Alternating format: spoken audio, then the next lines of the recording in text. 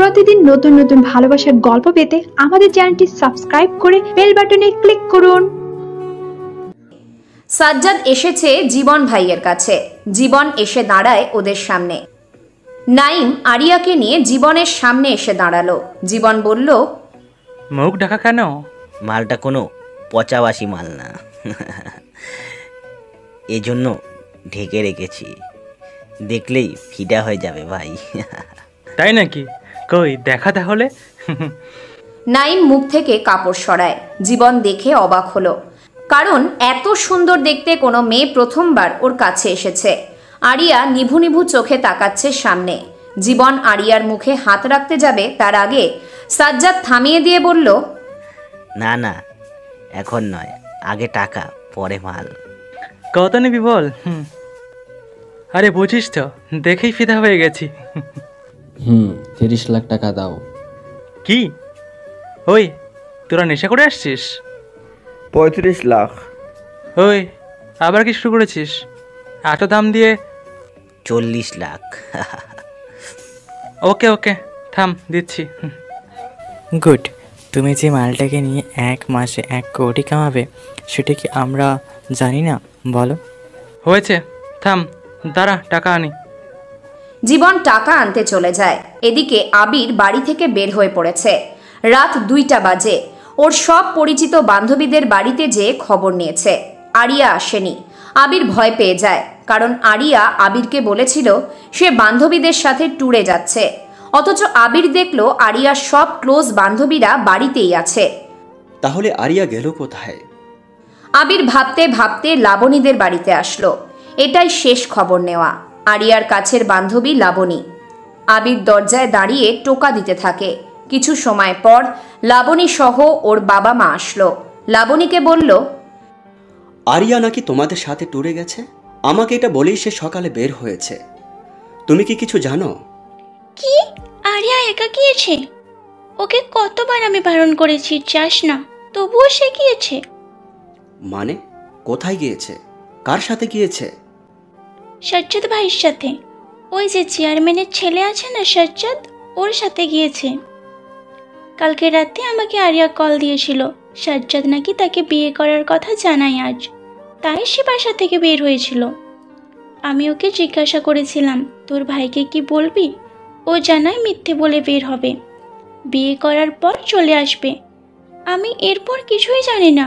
সাজ্জাদের সাথে আরিয়ার রিলেশন 7-8 মাস হয়েছে। প্রায়শই ওরা এলাকার বাহিরে দেখা করে। আরিয়াকে সাজ্জাদ কোথায় নিয়ে গেছে জানি না ভাইয়া। লাবণীর কথা শুনে আবির যেন চমকে উঠল। তাড়াতাড়ি সে লাবণীদের বাড়ি থেকে বের হয়। আরিয়াকে বারবার কল দিতে থাকে, কিন্তু ফোন বন্ধ। চিন্তা ভয় সবকিছু যেন আবিরের মাথায় জেঁকে বসেছে। আবির দৌড়ে বাড়িতে আসলো। ওর মা ফাহিদা বেগম বলল, আরিয়া কোথায়? পেলি তাকে? না মা, আরিয়া অনেক বড় হয়ে গেছে মা। সে ভালোবাসছে একটা ছেলেকে, আর তার সাথেই চলে গেছে। তুমি চিন্তা করো না মা, আমি দেখছি কিছু করতে পারি কিনা। আবির কথাগুলো বেশ হাঁপাতে হাঁপাতে বলল। আবির গায়ে একটি শার্ট জড়িয়ে বোনকে খোঁজার উদ্দেশ্যে চেয়ারম্যানের বাড়ির দিকে যেতে থাকে। তারপর আবির আরিয়াকে খুঁজতে চেয়ারম্যানের বাড়িতে এসেছে। বড় একটি বাড়ি। আবির বাড়ির সামনে এসে দাঁড়াতেই একটি গাড়ি এসে থামলো। কালো রঙের গাড়ি আবিরের ঠিক পাশে এসে থেমেছে। আবির গাড়ির সামনে যেয়ে দাঁড়ালো। সাজ্জাদ আর তার বন্ধুরা ভিতর থেকে বলে উঠল। সবাই এক এক করে গাড়ি থেকে নামে। নেশায় বুঁদ হয়ে আছে 4 জন। ভোর হয়ে এসেছে। হাতে ড্রিঙ্কের বোতল নিয়ে সাজ্জাদ গাড়ি থেকে নামলো। আবিরের সামনে এসে দাঁড়িয়ে বলল, কি সমস্যা তোর? এখানে গাড়ির সামনে কি করিস? এই সাজ্জাদ, লোকটাকে কিক দিয়ে সরার সামনে থেকে। ঠিক বলছিস, বেরো শালা। আবির সাজ্জাদের আরো কাছে আসলো। কষে একটা চড় দেয়। সাজ্জাদ সহ ওর বন্ধুরা কিছু সময় অবাক হয় আর তাকিয়ে থাকে আবিরের দিকে। আবির যে আরিয়ার ভাই সাজ্জাদ তা জানতো না, কারণ সাজ্জাদের এসব কিছু জানার প্রয়োজনও ছিল না। সে আরিয়াকে নিজের জন্য ব্যবহার করেছে মাত্র। আবির আরো একটা চড় দিয়ে বলল, ওই মা, আমার বোন আরিয়া কোথায়? আরিয়া? কে ভাই তুমি? সাজ্জাদ, আমার বোন আরিয়া কোথায়? কে আরিয়া? কোথাকার কোন ব্যবসা নাকি? চা ভাগ। আর তুই কে? আবির কথাটা শুনেই সাজ্জাদের পেটে একটি লাথি দেয়। সাজ্জাদ গাড়ির সাথে যেয়ে ধাক্কা খেয়ে হেলান দিয়ে দাঁড়ায়। সাজ্জাদ গালি দিয়ে বলল, ওই গাড়ি থেকে সব কিছু বের কর, কুত্তার বাচ্চাকে মেরেই ফেলবো আজকে। আবির এগিয়ে আসতে থাকে। ফুয়াদ আবিরের গালে জোরে একটা ঘুষি দিল। নাইম আর শাহিন গাড়ির ডিকি থেকে হকি স্টিক বের করে আনে। পিছন থেকে আবিরের পায়ে জোরে বাড়ি দেয়। আবির মাটিতে পড়ে গেল। মাথায় মারতে যাবে তার আগে আবির একটি লাঠি হাতে ধরে নেয়। শোয়া থেকে উঠে ফুয়াদকে পেটাতে থাকে। নাইমের কাছে এসে জোরে মারতে থাকে। সাজ্জাদের কাছে আসলো। সবাইকে পিটিয়ে সাজ্জাদের সামনে এসে দুই হাতের দুই পাশে জোরে জোরে মারতে থাকে। সাজ্জাদ এক প্রকার যন্ত্রণায় কাতরাতে কাতরাতে বলল, আরিয়াকে বেঁচে দিয়েছি, সে কোথায় এখন জানি না, হয়তো কারো বিছানার রাত কাটাচ্ছে। সাজ্জাদের মুখে এমন কথা শুনে আবির ওর মাথায় জোরে মারতে যায়। সাথে সাথেই পিছন থেকে শাহিন এসে আবিরের মাথায় মারে। আবির নিচে পড়তেই বাকিরা এসে লাথি মারতে থাকে। আবির আধা মরা হয়ে যায়, যেন অজ্ঞান হয়ে রাস্তায় পড়ে থাকে। সাজ্জাদ বলল, শালাকে ওর বাড়ির সামনে ফেলে রেখে আয়, আপাতত ওকে মারবো না, এমনিতেই সে ভিতর থেকে মরে গেছে। আবিরকে ওরা তিনজন ধরে গাড়িতে তোলে। কিছু সময় পর খুব সকালে আবিরের বাড়ির সামনে আবিরকে রেখে চলে আসে। লাবণ্য থানা থেকে বের হয়। একটা সাদা রঙের গাড়ি ওর সামনে এসে থামল। কয়েকজন ঊর্ধ্বতন কর্মকর্তা এসে দাঁড়িয়েছে। লাবণ্য স্যালুট করলো তাদেরকে। লাবণ্য, আসলে তোমার কাছে এসেছি অনেক পুরনো একটা কেস নিয়ে। মানে কি রকম পুরনো কেস? ডেভিলের ব্যাপারে আবার তুমি ইনকোয়েশ্চেন চালাও। কিন্তু ডেভিল তো মারা গিয়েছিল। সোহেল স্যার তাকে মেরে ফেলেছিল। তার ডেড বডিও কবর দেওয়া হয়েছিল সে সময়। তাহলে ডেভিলের কেস কেন আবার নতুন করে শুরু করতে হবে? না লাবণ্য, সব কিছু এভাবে শেষ হয় না। সত্যের মাঝেও কিছুটা মিথ্যে থাকে, আর কিছু মিথ্যের মধ্যে সত্য থাকে। ডেভিল আছে, আর ডেভিলের এখন দরকার, তাকে খুঁজতেই হবে। আর হয়তো তুমি জানো ডেভিল কোথায় যেতে পারে। কিন্তু আমি এটা বুঝতে পারছি না, ডেভিলকে হঠাৎ করে সবাই কেন খুঁজছে? আমাদের দেশে অনেক বড় একটি সমস্যা পড়তে যাচ্ছে। মানে কি সমস্যা? ডেভিলকে খোঁজার জন্য বাইরে থেকে কয়েকজন লোক এসেছে। ডেভিল যদি একবার ওদের হয়ে কাজ করে, তাহলে পুরো পৃথিবীটাই ডেভিলের যান্ত্রিক নিয়ন্ত্রণে চলে আসবে। ডেভিল নেই, আর না সে কারো হয়ে কাজ করবে। ডেভিল কেবল ওর জন্য সবকিছু করতে পারবে, কিন্তু সে কারো হয়ে কিছুই করবে না। লাবণ্য কথাগুলো বলে সেখান থেকে চলে যায়। আচ্ছা, হঠাৎ করে পুরো বিশ্ব কেন ডেভিলকে খুঁজছে? ডেভিল তো সবার সামনে আসেনি। তবে কি সেই আর্টিকেলটাই ডেভিলকে নতুন করে সামনে নিয়ে আসতে চলেছে? কিন্তু সেই আর্টিকেল বা ম্যাগাজিন তো আমার বক্তব্যের উপর বানানো হয়েছিল। আমি তো ডেভিলকে নিয়ে লিখিয়েছি। ডেভিল যেদিন চলে যায়, সরকারের ডাকা একটি প্রেস কনফারেন্সে ডাকা হয় লাবণ্যকে। লাবণ্য সেখানে যেয়ে সাংবাদিকের অনেকগুলো প্রশ্নের উত্তর দেয়। ডেভিল কোথায়, আর তাকে কেন অ্যারেস্ট করেননি? ডেভিল কোথায় জানি না। আমাকে অজ্ঞান করে দিয়ে ডেভিল তার লোকদের নিয়ে সেখান থেকে চলে যায়। ডেভিল এত টাকা নিয়ে চলে গেছে, সেটার কোনো হদিস নেই কেন? কোনো ব্যাংকে বড় অ্যামাউন্টের কোনো অ্যাকাউন্ট নেই, কারণটা কি?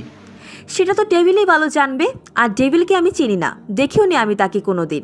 মুখে মাস্ক পরা ওই দিনই শুধু দেখেছিলাম।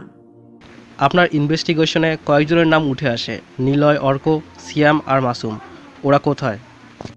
আমি জানি না, কারণ সেদিন সোহেল স্যার আর সাকিব স্যার আমাদের ধরে নিয়ে যায়। কারণ আমি সহ নিলয় জেলে যাই, তিনি রেড গ্যাংয়ের সদস্য হতে পারে। সেদিন গাড়ি প্লাস্টে নিলয়রা মারা যায়। লাবণ্য সেদিন প্রেস কনফারেন্সে অনেক কথা বলে। ডেভিল কতটা ভয়ঙ্কর হ্যাকার ছিল পুরো দেশ জানত।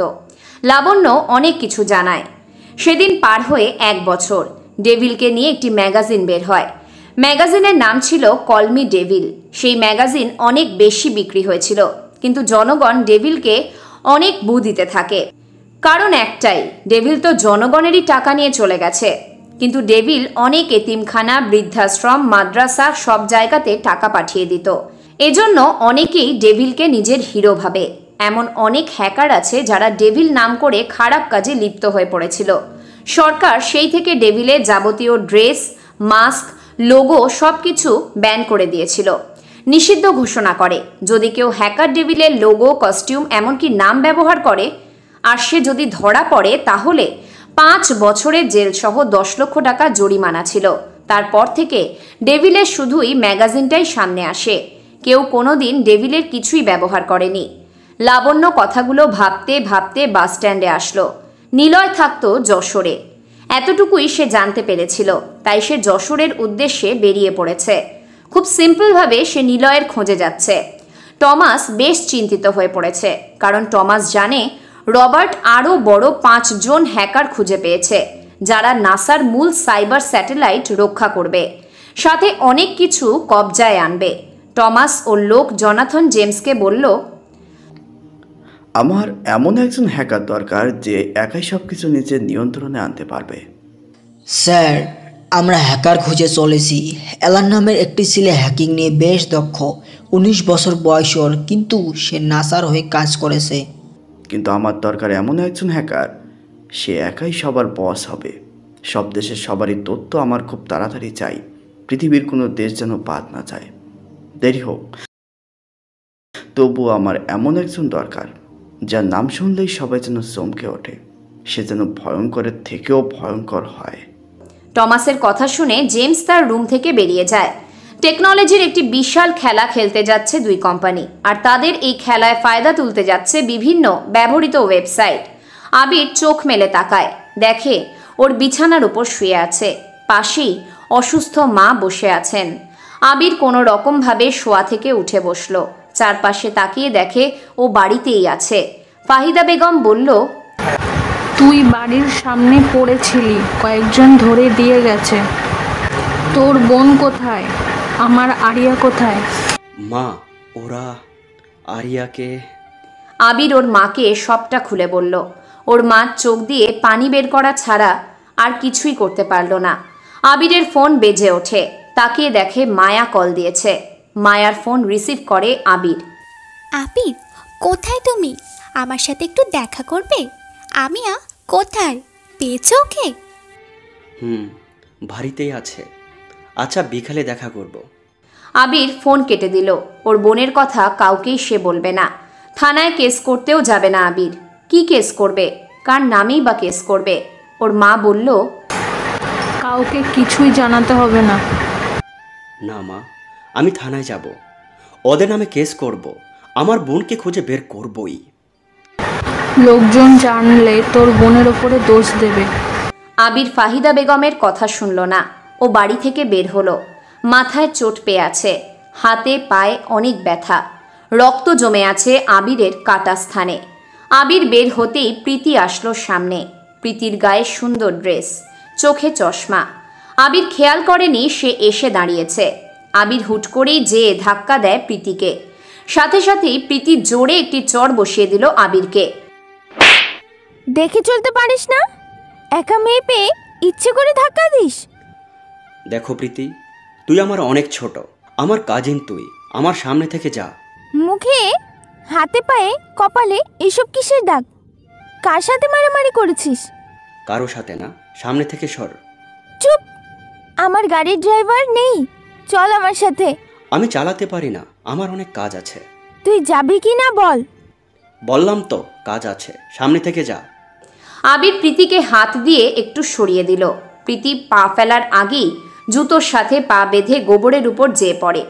আবির প্রীতির দিকে না তাকিয়ে হনহন করে চলে যায়। প্রীতি আবিরের চলে যাওয়ার দিকে তাকিয়ে থাকে।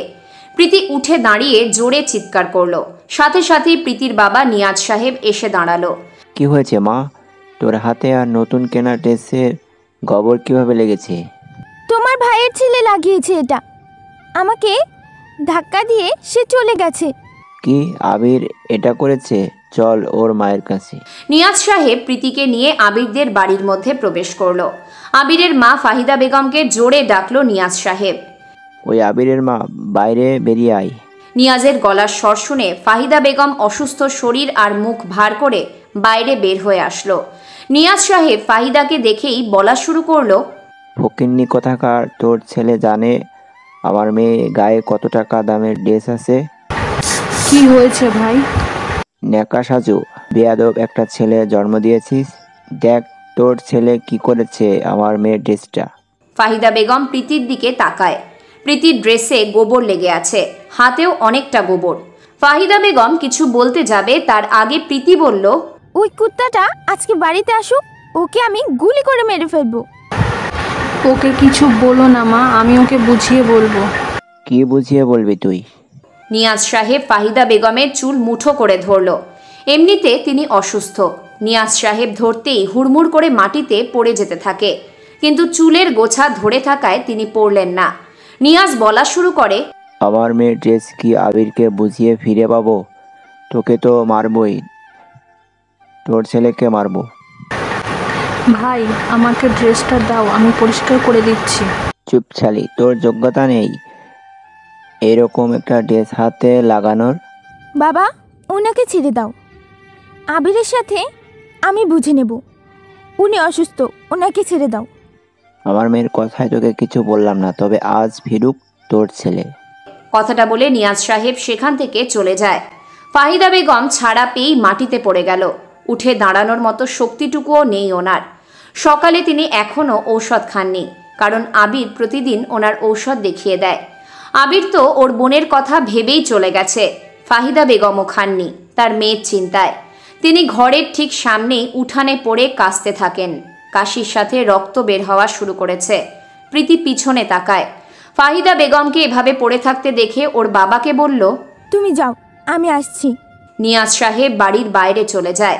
প্রীতি দৌড়ে এসে দাঁড়ালো ফাহিদা বেগমের কাছে। প্রীতি আবিরকে সহ্য করতে পারে না, একটা বিশেষ কারণ আছে। রাগটা কেবল আবিরের উপর। আবিরের রাগ ওর দুর্বল মায়ের উপর কখনো প্রয়োগ করেনি প্রীতি। প্রীতি গ্লাসে করে পানি এনে দিল ফাহিদাকে। কোনো রকম পানি খেয়ে তিনি ওঠার চেষ্টা করছেন, পারছেন না। প্রীতি আবিরের মাকে ধরে ঘরের মধ্যে নিয়ে যায়। বিছানায় শুইয়ে দিয়ে ঔষধ হাতে নিয়ে বলল, ওষুধ খেয়েছেন? মা তুমি বাড়ি যাও, গরিবের বাসায় থাকতে নেই। তোমার বাবা দেখলে আবিরকে অনেক মারবে। চুপ করুন তো, বলুন ওষুধ খেয়েছেন? না। ওকে, আরিয়া কোথায়? বাইরে আছে, পড়তে গিয়েছে। নিন ওষুধ খান। প্রীতি ঔষধ খাইয়ে সেখান থেকে বের হতে যাবে, এমন সময় ফাহিদা প্রশ্ন করল, তুমি তো আবিরকে সহ্য করতে পারো না, তাহলে কেন এত কিছু করলে আবিরের মায়ের জন্যে? প্রীতি কোনো কথা বলল না, সেখান থেকে বেরিয়ে চলে যায়। আবির পুলিশ স্টেশনে এসেছে। থানার ওসি কুদ্দুস মিয়া টেবিলের উপর বসে পাঞ্চি বাজছে আর একটা মহিলার সাথে কথা বলছে। তোমার বরকে যদি ছাড়াতে চাও তাহলে আমার ইচ্ছে পূরণ করতে হবে। এমন একটা কামুকের শরীর নিয়ে বসে থাকলে হবে? একটু তো খাইতে দিতে হবে। স্যার এসব কি বলছেন? চুপ কর মা, যা এখান থেকে। যদি পারিস আজ রাতে চাইলে আসবি ঠিকানায়, তো সব কাম হয়ে যাবে।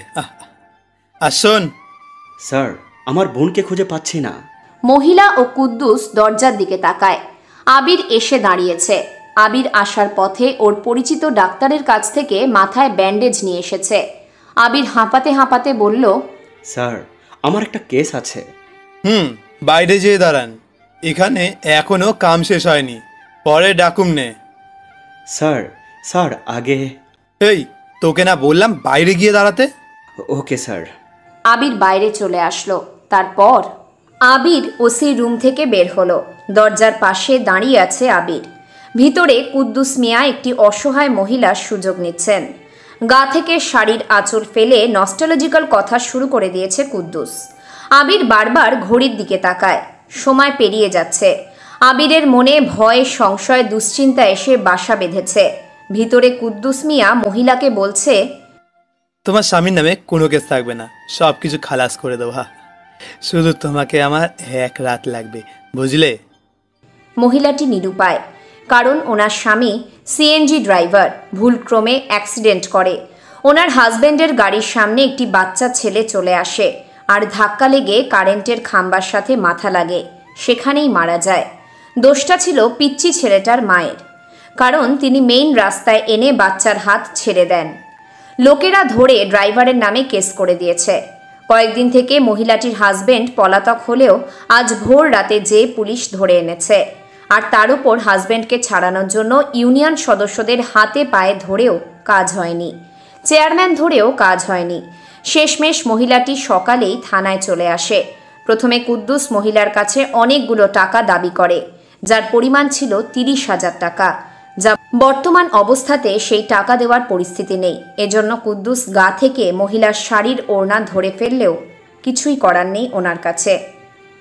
কুদ্দুস তার বাজে স্বভাবের এক ধাপ এগিয়ে যাবে, এমন সময় আবির আবারও ভিতরে প্রবেশ করলো। স্যার, আমার বোন। তোকে না বললাম অপেক্ষা কর বাইরে, দেখছিস না আমি ব্যস্ত আছি। কিন্তু স্যার, আমার বোন ওই দিন থেকে নিখোঁজ। আরে ভাই, কিসে পড়ে তোর বোন? ইন্টারে পড়ে। দেখ কার লাগে পালাই গেছে। এখনকার মেয়েদের তো স্বভাব হলো দুই রকমের, ঘরে একরকম, বাইরে আরেক রকম। দেখ প্রেমিকার লগে এখানে সেখানে চিপা গলি কিংবা পার্কের ঝোপে আকাম কুকাম করে বেড়ায়।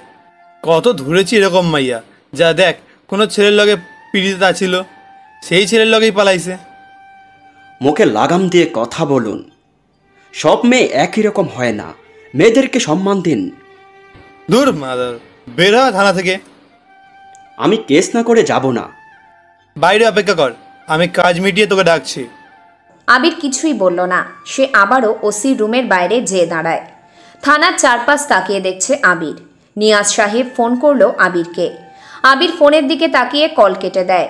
উনি ওনার মেয়ের সাথে করা আবিরের অপমানজনক কাজের জন্য শাস্তি প্রয়োগ খুঁজছে, কিন্তু আবিরের এসবে কোনো মাথা ব্যথা নেই। সে একা পারবে না চেয়ারম্যানের ছেলেদের সাথে, তাই পুলিশদের সহায়তা নিয়ে তার বোন আরিয়াকে খুঁজবে। রবার্ট তার নাসা কোম্পানির সাইবার সিকিউরিটি আরও স্ট্রং করলো। এই কয়েকদিনে ব্ল্যাক উইজার্ড নামে সেই হ্যাকারের কোনো অস্তিত্ব খুঁজে পায়নি কেউ। রবার্টের পিছনে ওর লোক এসে দাঁড়ালো, উৎকণ্ঠা নিয়ে বলল। রবার্ট তাড়াতাড়ি টিভি অন করলো। হেডলাইনে লেখা, যা কিছু আছে সবটাই মিথ্যে, বলে যা জানতাম তা এতদিন ভুল ছিল বলে কিছু নেই। রবার্ট তাড়াতাড়ি ওর নতুন আনা হ্যাকারদের ডাকলো। এলান আসেনি, 4 জন এসেছে। রবার্ট বলল, জলদি নিউজটা সরানোর চেষ্টা করো, না হলে আমরা সবাই শেষ। 4 জন হ্যাকার কাজে নেমে পড়ে। বেশ কিছু সময় ঘাটাঘাটি করে কেউ কিছুই করতে পারল না। রবার্ট চিৎকার করে বলল, এলান কোথায়? সে কেন এখনো আসেনি? রবার্ট কথাটা শেষ করতেই ফোন আসলো একটি। তিনি তাড়াতাড়ি রিসিভ করেন। ওপাশ থেকে শুনতে পায় রবার্ট, আপনি তো আপনার সাইট অনেক বেশি শক্তিশালী করেছেন। এজন্য নিউজ চ্যানেল প্রোটোকল বা সিস্টেম হ্যাক করে আমি নিজেই আপনার নামে নিউজ চ্যানেল দিলাম। কেমন লাগছে উইজার্ডের পাওয়ার? হেই, তোমার সমস্যাটা কি? কেন এমন করছো? থাক না কিছু রহস্য। I will kill you. Wizard phone কেটে দেয়। সবাই তখন শুনতে পেল, নিউজ চ্যানেলগুলো সব স্যাটেলাইট আওতাভুক্ত, যা ডিজিটাল প্রযুক্তির হলো ডিটিএস। দেশের সব চ্যানেল একটি দেশের স্যাটেলাইট দ্বারা চালিত হয়, হোক সেটা বিনোদনের খবর কিংবা যে কোনো বিষয়। তবে ডিশ কেবল ছেড়ে ডিটিএসের মাধ্যমে সব চ্যানেল রিমোটের আওতাভুক্ত করা যায়, আর এগুলো থাকে নিজেদের কাছে। কিন্তু যখন একটা হ্যাকার সরাসরি এই ডিটিএস হ্যাক করে, নিজের কবজায় এনে চ্যানেলগুলো কন্ট্রোল করছে, আর সে নিজের ইচ্ছে মতো হ্যাক করছে। টিভির সেটটপ বক্সে এক ধরনের চিপ দেখা যায়, ওটা স্যাটেলাইট সাথে কানেক্টেড। আর বহু হ্যাকার আছে, তারা স্যাটেলাইট হ্যাক করতে পারে। চিন্তা নেই, 5 মিনিটের মধ্যে সব ডিটেইলস অপারেটর আগের মতো হয়ে যাবে। যে হ্যাকার এটা করেছে সে ডিভাইস দিয়ে, সেই ডিভাইসে আমি একটি কোড পাঠিয়েছি। কোডটা আমার ইচ্ছের সাথে নিয়ন্ত্রিত। কোডটা ওপেন হয়ে গেছে, এবার ঠিক হয়ে যাবে। এলান ল্যাপটপ হাতে নিয়ে এগিয়ে আসতে থাকে রবার্টের দিকে। সবাই এলানের দিকে তীক্ষ্ণ দৃষ্টিতে তাকিয়ে আছে, কারণ এতক্ষণ যা কেউ পারেনি এলান তা করে দেখিয়েছে। নিউজ চ্যানেলগুলো এখন নাসার পক্ষে নিউজ প্রচার করছে। এলান যে চেয়ারে বসলো, রবার্ট অবাক হয়ে তাকিয়ে আছে পিচ্চি ছেলেটার দিকে। আমি এগুলো করেছিলাম, মানে হ্যাকারকে একটু লস করিয়ে দিলাম। হ্যাকারের নিকনেম উইজার্ড। বুঝতে পারছি না সে কী চায়। আবার বসলটাকে ত্যাগ করতে পারত। তোমার boss, who is she? My boss is devil, call him devil. ডেভিলকে খুঁজতে লোক পাঠিয়েছি, কিন্তু ডেভিল কোথায় আছে সেটা কেউ জানে না। লাস্ট খবর লাবণ্যকে জিজ্ঞেস করা হয়েছিল, সেও কিছু জানে না Alan. No Alan, call me alien. Okay okay, I need your help. তুমি নিজে ডেভিলকে খুঁজতে ছদ্মবেশে বাংলাদেশে যাও। আমি? ইয়েস, তুমিই যাবে ডেভিলকে খুঁজতে, তবে সেটা ছদ্মবেশে। যেহেতু তুমি বাংলাদেশে বংশগত, তুমি বাংলাটাও জানো, তাই তুমি গেলেই সুবিধা হবে। আমি ডেভিলকে নিয়ে অনেক ভেবেছি, ওর ব্যাপারে পড়েছি, সে আসলেই জিনিয়াস ছিল। তাই তুমি নিজেই যাবে ডেভিলকে আমার কাছে নিয়ে আসার জন্য। তবে একটা কথা, কেউ যেন তোমাকে চিনতে না পারে তুমি যে হ্যাকার এটা। Okay sir. এলান অনেক খুশি হলো। রবার্ট এলানকে বাংলাদেশে পাঠানো সব রকম ব্যবস্থা করলো। আবির আর অপেক্ষা করতে পারে না। বেশ কিছু সময় পার হওয়ার পর আবির ওসি কুদ্দুসের রুমে প্রবেশ করলো। কুদ্দুস গায়ের শার্ট পরছে, মহিলাটিও গায়ের কাপড় ঠিক করছে। আবির মনে মনে বলল, শালা জানোয়ার, থানার মতো জায়গাতেও নিজের লালসা পূরণ করতে ছাড় দিলি না। একদিন সব কিছুর হিসাব নিতে হবেই তোদের মতো লোকদের। হাবিলদার, এই মহিলাটার হাজবেন্ডকে ছেড়ে দাও। মহিলাটি রুম থেকে বের হতে থাকে। আবিরের দিকে এক পলক তাকালেন তিনি। মহিলাটির চোখের কোণে পানি জমে আছে। পৃথিবীর সব মানুষগুলো চাহিদার সাগরে ভাসতে থাকে। কেউ কিনারা খুঁজে পেয়ে চাহিদা মেটানোর কাজ সম্পন্ন করে, আবার কেউ ভাসতেই থাকে। পূরণ হওয়ার তাগিদে নানা দিক তাকাতে থাকে কিনারার খোঁজে। আবিরকে দেখে কুদ্দুস একটু বিরক্তিকর দৃষ্টিতে তাকালো। পান চিবাতে চিবাতে চেয়ারে যেয়ে বসলেন তিনি। আবিরকে বসতে বলল। আবির বসতেই ওসি কুদ্দুস বলল, আপনি এখনো যাননি? ভাবছিলাম চলে গেছেন। কন কি কইবেন? আমার বোনকে খুঁজে পাচ্ছি না কাল থেকে। নাম কি? আরিয়া। আপনার নাম কি? আবির। বোনের বয়স কত? 18 বছর। বুঝলাম। বয়ফ্রেন্ড আছে? জানেন কিছু? আছে। তাহলে দেখেন, তার লগে পালিয়ে গেছে। হ্যাঁ জানি। হুর মিয়া, তাহলে থানায় আছেন কেন? যান, কোথায় আছে নিজেই লইয়া আসেন। দেখতে কেমন আপনার বোন? সুন্দর। ইস, কোচি একখান মাল রে। শালা হারামি, তোকে। আবির বসা থেকে উঠে দাঁড়ালো। কথাটা বলে ওসি কুদ্দুসের দিকে তাকাতেই তিনি বললেন, ওই হালারপো, রাগ করস কেন? কথা আগে শোন। তোর বোনের কচি বয়স, এই বয়সে একটু একটু এরকম হইব। কাহিনী সব খুলে ক। আমার বোনকে নিয়ে আর একটা বাজে কথা বললে? বেশি কথা বললে তোকে থানায় পুড়ে দিয়ে বেশার দালাল বানিয়ে ডাইলা দিমু, বুঝেছিস? এবার বল। চেয়ারম্যান হান্নু মিয়ার ছেলে সাজ্জাদ আর তার বন্ধুর নামে কেস করতে এসেছে। কুদ্দুস আবিরের মুখে কথাটা শুনে বসা থেকে উঠে দাঁড়ালো। আবিরের জামার কলার ধরে টেনে তুলে বলল, শালা, দিনে দুপুরে বাংলা খেয়ে আইছিস? তুই জানিস কার সাথে কথা কইছিস? আপনি আমার জামার কলার ছাড়ুন। আবিরের জামার কলার ধরা আর তার মা বোনকে নিয়ে খারাপ কথা যে একবার করে সে আর বেঁচে থাকতে পারে না। কথা ফুটছে না? কথা তোমার ফুড়ে দেবো। যা থানা থেকে বের হ। আপনি আমার কেস নেবেন কিনা সেটা বলুন। কি কেস নেবো? সাজ্জাদ আমার বোনকে নিয়ে চলে যায়। সে তার বন্ধুরা মিলে আমার বোনকে গ্যাং রেপ করে, তারপর তাকে বেশ্যাপল্লীতে বিক্রি করে দিয়েছে। কোথায় আছে সেটা আমি জানি না। আপনি আমার বোনকে খুঁজে বের করুন আর সাজ্জাদকে ধরে এনে তাকে বোঝান অন্যায় করলে কতটা শাস্তি পেতে হবে। এই চুপ থাক ভাই, তুই তোর বোনের সতী না, বুঝেছিস? দেহের কুটকুটানি হয়েছিল, হাল্লাইগা ভাগ্যা গেছে। বেশি কথা বলে এখনই তোকে থানায় পুড়ে দেবো। আপনি আমার কেস নেবেন না? ওকে, অলরাইট। না, কারণ সাজ্জাদ আগেই বিয়ে করেছে, বুঝলি? তোর বোনের চাহিদা মিটিয়েছে কেবল। যা ভাগ। আমি আবার আসবো, তারপর দেখব কেস কিভাবে নেন না। আবির থানা থেকে বের হয়। ওর রাগে সারা শরীর যেন রিরি করছে, মাথা কাজ করছে না। নিজের বোনকে নিয়ে থানার ওসির মন্তব্য শুনে মাথাটা যেন চক্কর দিচ্ছে। সাজ্জাদের মতো একটা ছেলের সাথে আরিয়া এমন করতে পারে কখনো আবির ভাবেইনি। বোন যেমনই হোক না কেন, একজন ভাইয়ের কাছে বোন অনেক বড়, যেন পৃথিবীর দ্বিতীয় মা। কোনো সন্তানের পৃথিবীর দ্বিতীয় মা তার আদরের ভালোবাসার বোন। আর মা যেমন হোক না কেন, একজন সৎ মায়ের থেকে নিজের খারাপ মা অনেক বেশি আপন। কুদ্দুস মিয়া হান্নু সাহেবকে ফোন দিলেন। চেয়ারম্যান স্যার, আপনার গুণধর পোলা তো আকাম কইরা ফেলেছে। ওই ঠিক করে কথা বল। আমি না হয় কইলাম ঠিক করে কথা, কিন্তু এ তো ঠিক করে কথাই কইবে না। কে এসে? যার বোনকে নিয়ে আপনার ছেলে বন্ধুদের সাথে সারা দিন রাত ফুর্তি করেছে, তার ভাই তো কেস করতে এসেছিল। আপনার লোক বইলা কেস নেই নাই। গুড। আচ্ছা, থানায় টাকা পৌঁছে যাবে? না না, এবার 10-এ কাজ হইব না, কারণ মায়ারে সাজ্জাদ স্যার শুধু খায় নাই, বাচ্চা দিয়েছে। বহুত ক্যাচরা আছে। ওকে, পুষিয়ে দিবানি, রাখছি। আমি দেখছি ছেলেটাকে, ওর নাম কি? আবির নাম কইল। হান্নু সাহেব ফোন কেটে দিলেন। 2 নাম্বারি করে তিনি বহুত টাকার মালিক, সাথে চেয়ারম্যান হয়েছেন। হান্নু সাজ্জাদের ঘরের কাছে যে জোরে জোরে ডাকলো। সাজ্জাদ ঘুমাচ্ছে। ওর বউ সাজিকা বের হলো। হান্নু দেখে সাজিকার গালে রক্ত জমাট বেঁধে আছে। সাজিকা বলল। সাজিকার কোনো কথার জবাব না দিয়ে হান্নু মিয়া রুমের মধ্যে চলে যায়। সাজ্জাদকে ঘুম থেকে টেনে তুলল হান্নু সাহেব। সাজিকা বলল।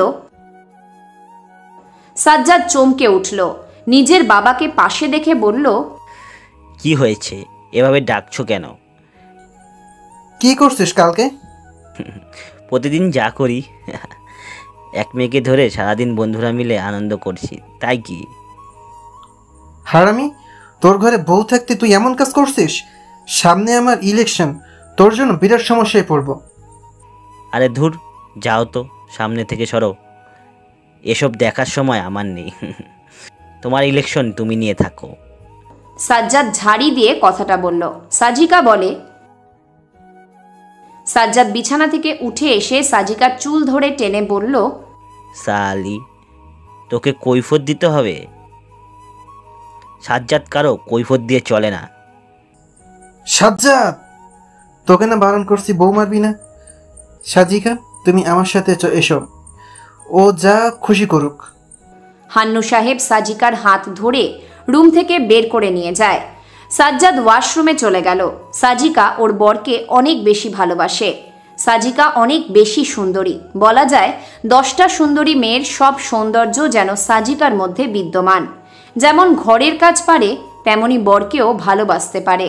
বাসর ঘর ছাড়া সাজ্জাদ সাজিকার গায়ে কখনো কোমল মনোভাব নিয়ে হাত দেয়নি। হাত দিয়েছে, তবে হয় চর না হয় মারতে, কারণ সাজিকার পছন্দ সাজ্জাদ বাহিরে বেশি রাত যেন না থাকে। এসব নিয়ে সাজ্জাদের সামনে কিছু বললেই সে সাজিকাকে ধরে পিটিয়েছে। সাজিকাকে পছন্দ না সাজ্জাদের, এজন্য সাজ্জাদ এমন। লাবণ্য যশোরের উদ্দেশ্যে বেরিয়েছে। উপর মহল থেকে বেশ কয়েকদিন ছুটি নিয়েছে লাবণ্য। এখনও সে বিয়ে করেনি। নিলয়কে সে ভালোবেসে ফেলেছিল। চাইলেই লাবণ্য নতুন জীবন শুরু করতে পারত, কিন্তু সে করেনি। নিলয়ের স্মৃতি মুছে ফেলতে চায় না লাবণ্য। বাস চলছে, আর সেদিনে রাতের কথা মনে মনে কল্পনা করছে। নিলয় আর লাবণ্য এক রিকশাতে বসে রাতের শহর ঘুরে দেখছিল। লাবণ্য সব ভুলতে পারলেও ওই রাতের স্মৃতিটা ভুলতে পারে না। প্রীতি আবিরের বাড়ির সামনে দাঁড়িয়ে আছে। নিয়াজ কয়েকবার ডাকতে এসেছে, কিন্তু প্রীতি যায়নি। নিয়াজ সাহেব কিছুই বলেনি আর। প্রীতি খুব জেদি একটি মেয়ে। আবিরকে সে নিজেই শাস্তি দেবে বলে সেই সকাল থেকে আবিরের জন্য অপেক্ষা করছে। আবির থানা থেকে বেরিয়ে হাঁটছে, চোখ দিয়ে পানি পড়ছে ওর। কি করবে সে কিছুই বুঝতে পারছে না। কাকে বলবে ওর কষ্টের কথা? আবির হাঁটছে, ফোন বাজা শুরু করে। তাকিয়ে দেখে মায়ার নাম্বার। মায়া অনেকবার ফোন দিয়েছে, আবির রিসিভ করেনি। ফোনটা পুকুরের পানিতে ছুঁড়ে মারল আবির। নিজের বানানো একটি বাটন ফোন। আবির টেকনোলজির ওপর বেশ দক্ষ। কারো ফেলে দেওয়া জিনিস দিয়ে আবির অনেক কিছুই বানাতে পারে, কিন্তু কখনো সে এসবে মন দেয়নি। পরিবারের কথা ভেবেছে মায়ার কথা, কিন্তু সব যেন এখন হারাতে বসেছে ও। তারপর সাজ্জাদ ওয়াশরুম থেকে বের হলো। ফোন হাতে নিল ও। ফুয়াদকে ফোন দেয়। কি ব্যাপার, তুই এত সকালে ফোন দিয়েছিস? বের হ, শালা আবির পুলিশের কাছে গিয়েছিল, ওকে মেরে ফেলার সময় এসেছে।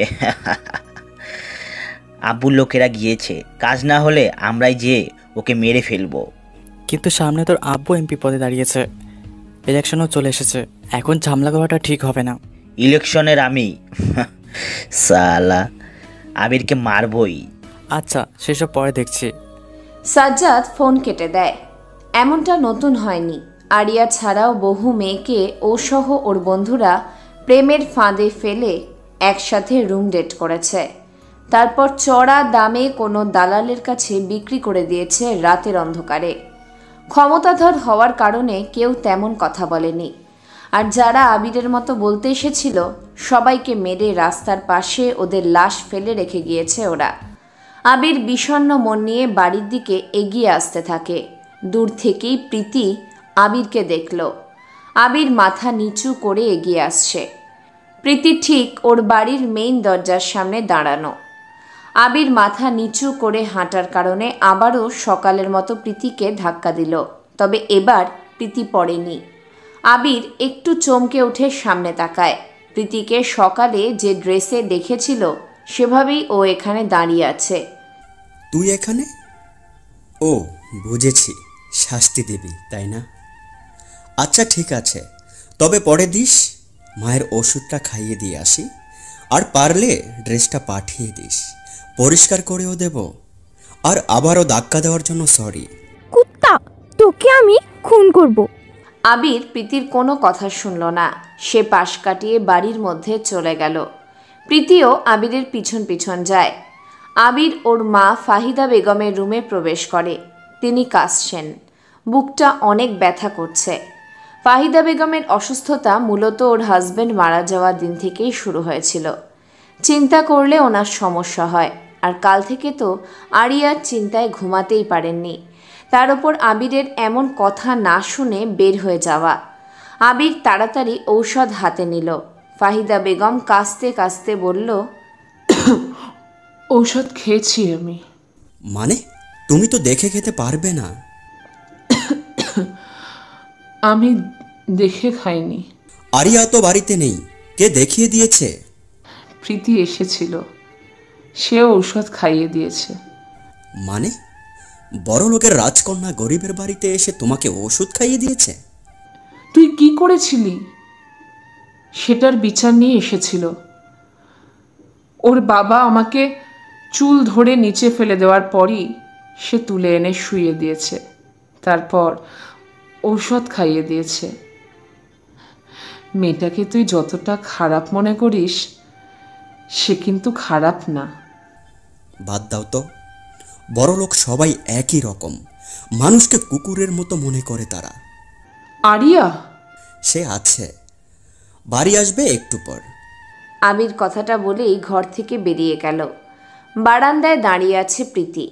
আবির বলল, আসছিস? বল, কি শাস্তি দিবি বল। আমার সাথে তুই কেন গম্ভীর হয়ে কথা বলছিস?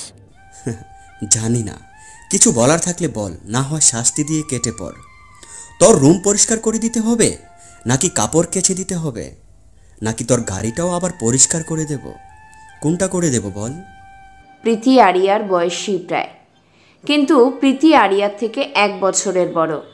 আবিরকে কখনো এ অবধি ভাইয়া বলে ডাকেনি।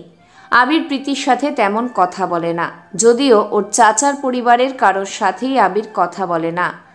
আবিরের সাথেও বলে না, কিন্তু প্রীতি নিজের থেকেই আবিরের সাথে এসে কথা বলে। আর আবির তাকে এড়িয়ে চলে, কারণ আছে। আর সেটা হলো প্রীতির বাবা ঠকিয়ে আবিরদের সব জায়গা কেড়ে নিয়েছে। যে জায়গাতে ওরা থাকছে সেটা অনেক অনুরোধ করেই নিয়েছে থাকার জন্য। আবিরের মনে ওদের চাচার পরিবারের প্রতি রাগ থাকায় কারোর সাথে কখনো কথা বলেনি। আর প্রীতি রোজ বাড়িতে এসে আবিরের সাথে কথা বলতো, কিন্তু আবির বারবার এড়িয়ে চলেছে। কি হলো, এভাবে তাকিয়ে আছিস কেন? কিছু বল, না হয় বাড়িতে যা। তোর বড়লোক বাবা এখানে আসছিস জানতে পারলে আমাকে আবার মারবে। আরিয়া কোথায়? ওর সাথে আমার দরকার আছে। বাসায় যা। সকালে কিছু খেয়েছিস? শুনে কি করবি? দেখ আবির, রাগাবি না একদম। শর্ত? আবির নিজের রুমে যায়। কি করবে ও ভেবে পাচ্ছে না। মাথায় অনেক চিন্তা। নিজের বোনের খবর কাউকেই বলতে পারছে না। ওদিকে আরিয়ার বান্ধবীগুলো সবটা জেনেও ফেলেছে, কারণ আরিয়ার কাছের বন্ধু লাবণী সবাইকে বলে বেরিয়েছে আরিয়া সাজ্জাদের সাথে পালিয়ে আর ফেরেনি। লাবণীর থেকে ওর মা বাবা, তারপর পাশের বাড়ির লোকেরা, এভাবে প্রায় সব জায়গায় রটে যাচ্ছে খবরটা। যে যাকে বলছে সে বলে দিচ্ছে। ভাবি, আপনাকে একটা কথা বলবো, কাউকে বলবেন না কিন্তু। আমাদের এলাকার পড়াশোনায় নামকরা ছেলে আবির আছে না, ওর বোন চলে গেছে চেয়ারম্যানের ছেলের সাথে। কিন্তু চেয়ারম্যানের ছেলে তো বাড়িতে আছে, তাইলে মনে হয় কারো লগে চলে গেছে ঢাকায়। এই একটা খবর ভাঙতে ভাঙতে সারা এলাকায় হয়ে গেছে আরিয়া ঢাকার কোনো ছেলের সাথে পালিয়েছে। আবির বিছানায় বসলো, ভাবতেই পারছে না কি করবে বা কোথায় যাবে। হান্নু মিয়া বাইরে আসলেন। সাজ্জাদ স্ট্যাম্প নিয়ে বাইরে বের হচ্ছে। হান্নু সাহেব ডাকলেন, কোথায় যাচ্ছিস? আবিরকে মারতে। চুপ কর বেয়াদব, হাত ধরে মেয়ে নিয়ে ফুর্তি করস আর কিছু বললে পেটাতে হবে? শোন, পলিটিক্স করি, তাই পলিটিশিয়ানের মতন কাজ করতে হবে। মানে হলো কুদ্দুসকে বল হাসপাতালের ঘর থেকে একটা মেয়ের লাশ নিয়ে আসতে, তার মুখ দেহ আগুন দিয়ে ভালো করে জ্বালিয়ে দেন। এরপর পুলিশ আর আমাদের লোক ওই লাশটা কিনে আবিরের কাছে যাবে। ডাক্তার রিপোর্ট লিখবে এটা আবিরের বোনের লাশ। তোর মনে আছে না আবিরের বোন কি ড্রেস পরেছিল? এখনই মার্কেটে যে সেই ড্রেস খুঁজে পাস কিনা দেখ, যদি থাকে সেটা কুদ্দুসকে দিয়ে আয়। প্রমাণ হয়ে যাবে আরিয়া বেঁচে নেই। পাবেকরে এমনিতেই ছড়াচ্ছে আরিয়া ঢাকার কোনো ছেলের সাথে পালিয়ে গেছে। তুই যে ওর বান্ধবীকে হুমকি দিয়ে আসবি, কেউ আর সত্য কথা বলবে না। আবিরের কাছে কোনো প্রুফ থাকবে না প্রমাণ করার জন্য। পুরো ঘটনা তখন আমাদের মধ্যে থাকবে। সামনে এমপি পদে দাঁড়াচ্ছি, সমস্যা আছে, তাই একটু মাইন্ড গেম খেলা দরকার। সবসময় রাগ আর উত্তেজনা নিয়ে কাজ করতে নেই, যা এখন। সাজ্জাদ ওর বাবা হান্নু সাহেবের কথা শুনে অবাক হয়ে গেল। গাড়ি থেকে নেমে দৌড়ে নিজের বাবাকে জড়িয়ে ধরে। পলিটিক্স কাকে বলে হান্নু সাহেবকে না দেখলে সাজ্জাদ হয়তো বুঝতে পারত না। সাজিকা সেখানে আসলো, সাজ্জাদকে বলল, তুমি এসব ছেড়ে দিতে পারো না? চুপ থাক সালি, তোর কথা মতো চলবো নাকি? সাজিকা, ঘরে যাও, এসবের মতো কোনো কথা বলবে না। হান্নু সাহেবের কথা শুনে সাজিকা সেখান থেকে চলে যায়। সাজ্জাদ ওর বন্ধুদের নিয়ে বেরিয়ে পড়ে আরিয়ার বান্ধবীদের বাড়ির উদ্দেশ্যে। হান্নু সাহেব কুদ্দুসকে ফোন দিল। কুদ্দুসকে সবটা বুঝিয়ে বলতেই কুদ্দুসও বেরিয়ে পড়ে। বাড়িতে কিছুই নেই, রাতেও মনে হয় না কিছু খেয়েছিস। প্রীতির কথা শুনে আবির সেদিকে তাকালো। প্রীতি ওর ঘরে এসে পাশেই দাঁড়িয়েছে। আবির প্রীতিকে দেখে বিরক্ত নিয়ে বলল, তুই আমার ঘরে বের হয়ে যা। আবির, তোর সমস্যাটা কি আমাকে একটু বলবি? জানি না। তুই অনেক জেদি, এটা জানিস? মনে আছে তোর ছোটবেলায় আমার একটা কুকুরের বাচ্চা দেখে অনেক বেশি ভালো লেগেছিল? তখন আমি ক্লাস 3-তে পড়তাম। বাচ্চাটা হাতে নিয়ে দৌড়ে আসার সময় মা কুকুরটি আমাকে তাড়া করে, ভয়ে ভয়ে কান্না করে দিয়েছিলাম। যখন সে আমাকে কামড় দিতে আসে তখন আমার সামনে চলে এসেছিলি তুই। নিজে কুকুরের কামড় খেয়েছিলি, ইঞ্জেকশন নিয়েছিলি। কয়েকদিন পর তুই নিজেই একদিন রাতে এসে বাচ্চাটা আমাকে দিয়ে গিয়েছিলি। জানিস, তোর কামড়ের দাগ দেখে বাচ্চাটা আর নিতেই ইচ্ছে হচ্ছিল না। আরেকটা কথা মনে আছে তোর? বান্ধবীরা মিলে খেলার মাঠে বৃষ্টিতে ভিজছিল। তখন আমি 5-এ পড়ি। আমাকে খেলায় নিচ্ছিলি না, ওরা পচাচ্ছিল খুব। আমার অনেক কষ্ট হয়। কান্না করতে করতে বাসায় আসি। তুই সামনে এসে বলেছিলি, কাঁদছিস কেন? চল, আমি, তুই আর আরিয়া ভিজবো। সেদিন অনেক মজা করেছিলাম আমরা। আরিয়া তো কিছু সময় পর চলে যায়, কিন্তু আমি তোর সাথে সবটা সময় ছিলাম। পরে অনেক জ্বর আসে। আমার বায়না পুরনোই তোর সাথে ভেজার ফলে জ্বর আসছিল, কিন্তু আব্বু তোকে সেদিন মারে। আমি দূরে দাঁড়িয়ে দেখছিলাম। আমি জানি তুই আমাকে বকিস, ইগনোর করিস কেন সেটা, কিন্তু তুই কি এটা কখনো জানিস না আমি কেন তোর ওপর ঝাড়ি দেখাই, রাগ দেখাই? ইচ্ছে করে আমার কাজ তোকে দিয়ে করাই? জানিস না তুই? আবির প্রীতির কথা শুনে হতভম্ব হয়ে পড়ে। সে কি বলবে বুঝতে পারছে না। আবিরের কাছে প্রীতি এখনও বাচ্চা একটি মেয়ে, আর ছোটবেলায় বড় অভিভাবক হিসেবে আদর করে বায়না পূরণ করাই যায়। কিন্তু প্রীতি এসব যা বলছে আবিরের মাথায় এখন ঢুকছে না। আবির বোকার মতো প্রশ্ন করল, কেন করিস এসব? আরে গাধা, খালি আমার রাগ, আমার ঝগড়া, তোর ওপর জুলুম, এইসবটাই দেখলি। তুই যখন আমার জন্য কাজ করিস আমার না তখন অনেক বেশি ভালো লাগে। মনে হয় যেন তুই তো আছিস যে আমার সব কিছু পূরণ করবে। তোকে পাশে দাঁড়িয়ে দেখি, কিন্তু তুই কাজ নিয়েই পড়ে থাকিস। গাধা, তোর কি মনে হয় আমার বিছানা ঠিক করতে, আমার গাড়ির ড্রাইভার বানাতে তোকে ব্যবহার করছি? তুই আমার সাথে থাকবি, তোকে দেখাবো, এটাই উদ্দেশ্য। বাবার সামনে তোকে বকা দিই, রাগ দেখাই, যেন বাবা বোঝে আমি তোকে সহ্য করতে পারি না। কিন্তু কিন্তু তোকে আমি অনেক বেশি ভালোবাসি। আমি জানি আমার ভালোবাসার পূর্ণতার পরিমাণ নেই বললেই চলে, কিন্তু কি করব?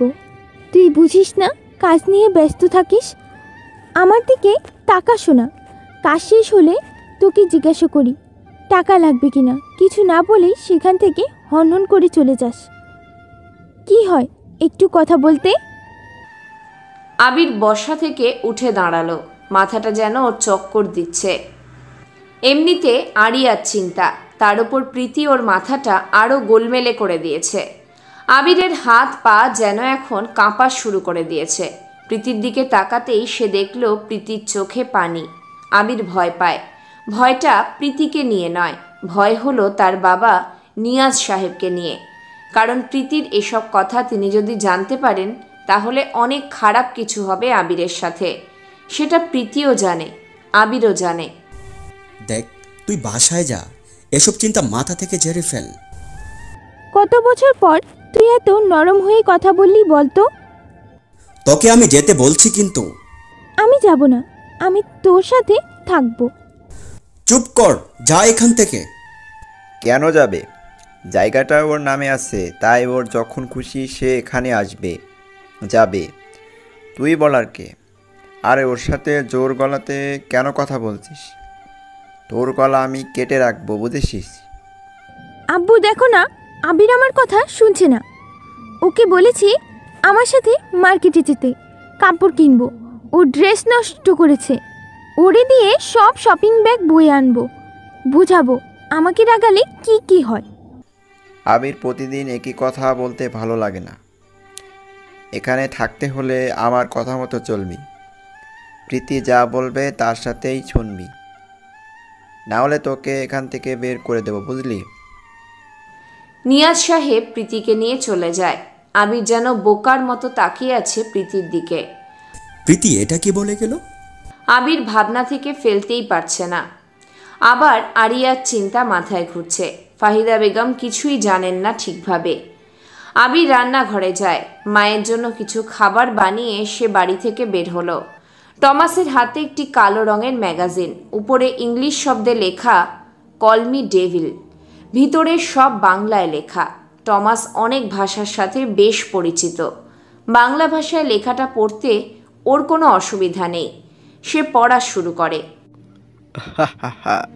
ডেভিল একটা আতঙ্কের নাম। ডেভিলকে সাইবার জগতের রাজা বললেও ভুল হবে। সে সাইবার জগতের সবটার মালিক যেন।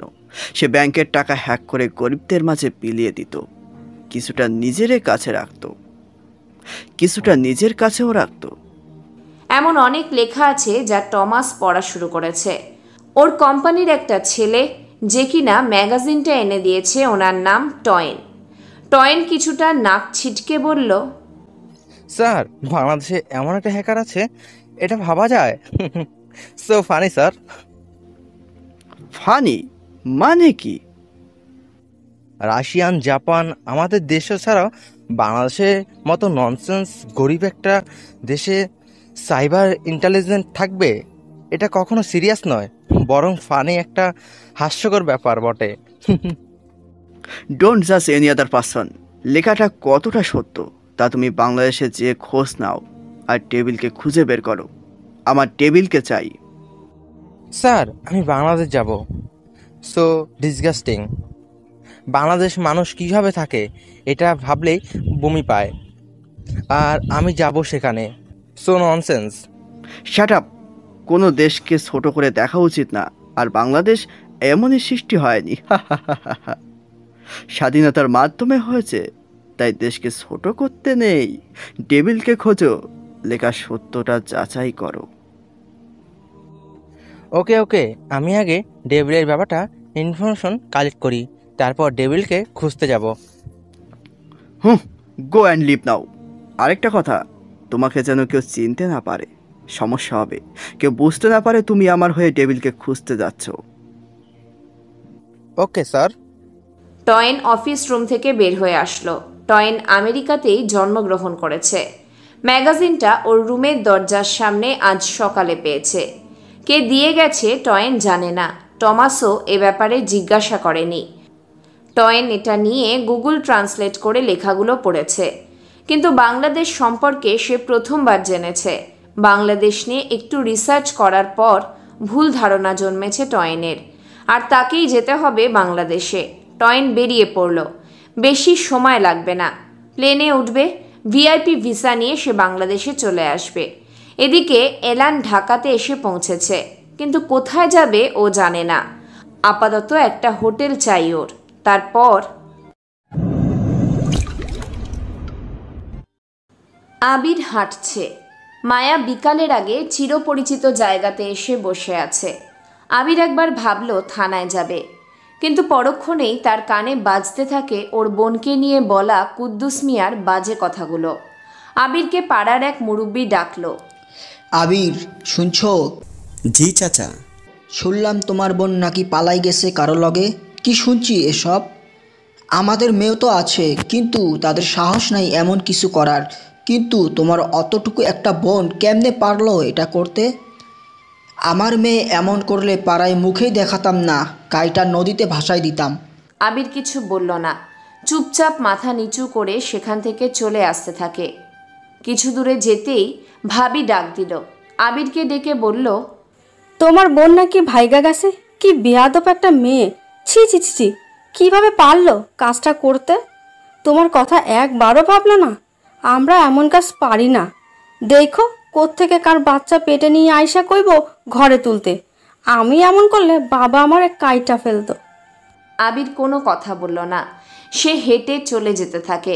চোখ দিয়ে পানি বের হয়েও হচ্ছে না। খুব কষ্টে আটকে রেখেছে আবির। বেকার ছেলে, ঘরে মা আর বোনের দায়িত্ব তার। অথচ ঠিক এই সময় ওর বোন নিখোঁজ। সমাজের মানুষ জানে বোন পালিয়েছে, কিন্তু আবির জানে সাজ্জাদ তাকে নিয়ে যেয়ে পতিতালয়ের কোনো দালালের কাছে বিক্রি করে দিয়েছে। লাবণ্য যশোর জেলাতে এসে পৌঁছালো। নিলয় ঠিক যশোরের কোথায় থাকে সেটা সে জানে না। কোনো একটি থানার নাম বলেছিল অর্ক, কিন্তু আপাতত মনে পড়ছে না ওর। লাবণ্য স্ট্যান্ডে দাঁড়িয়ে আছে। কোথায় যাবে কিছুই বুঝতে পারছে না। চারপাশে তাকিয়ে দেখছে। সব দিক রাস্তা চলে গেছে, কিন্তু সে কোথায় যাবে জানে না। একটা লোক আসলো লাবণ্যের সামনে।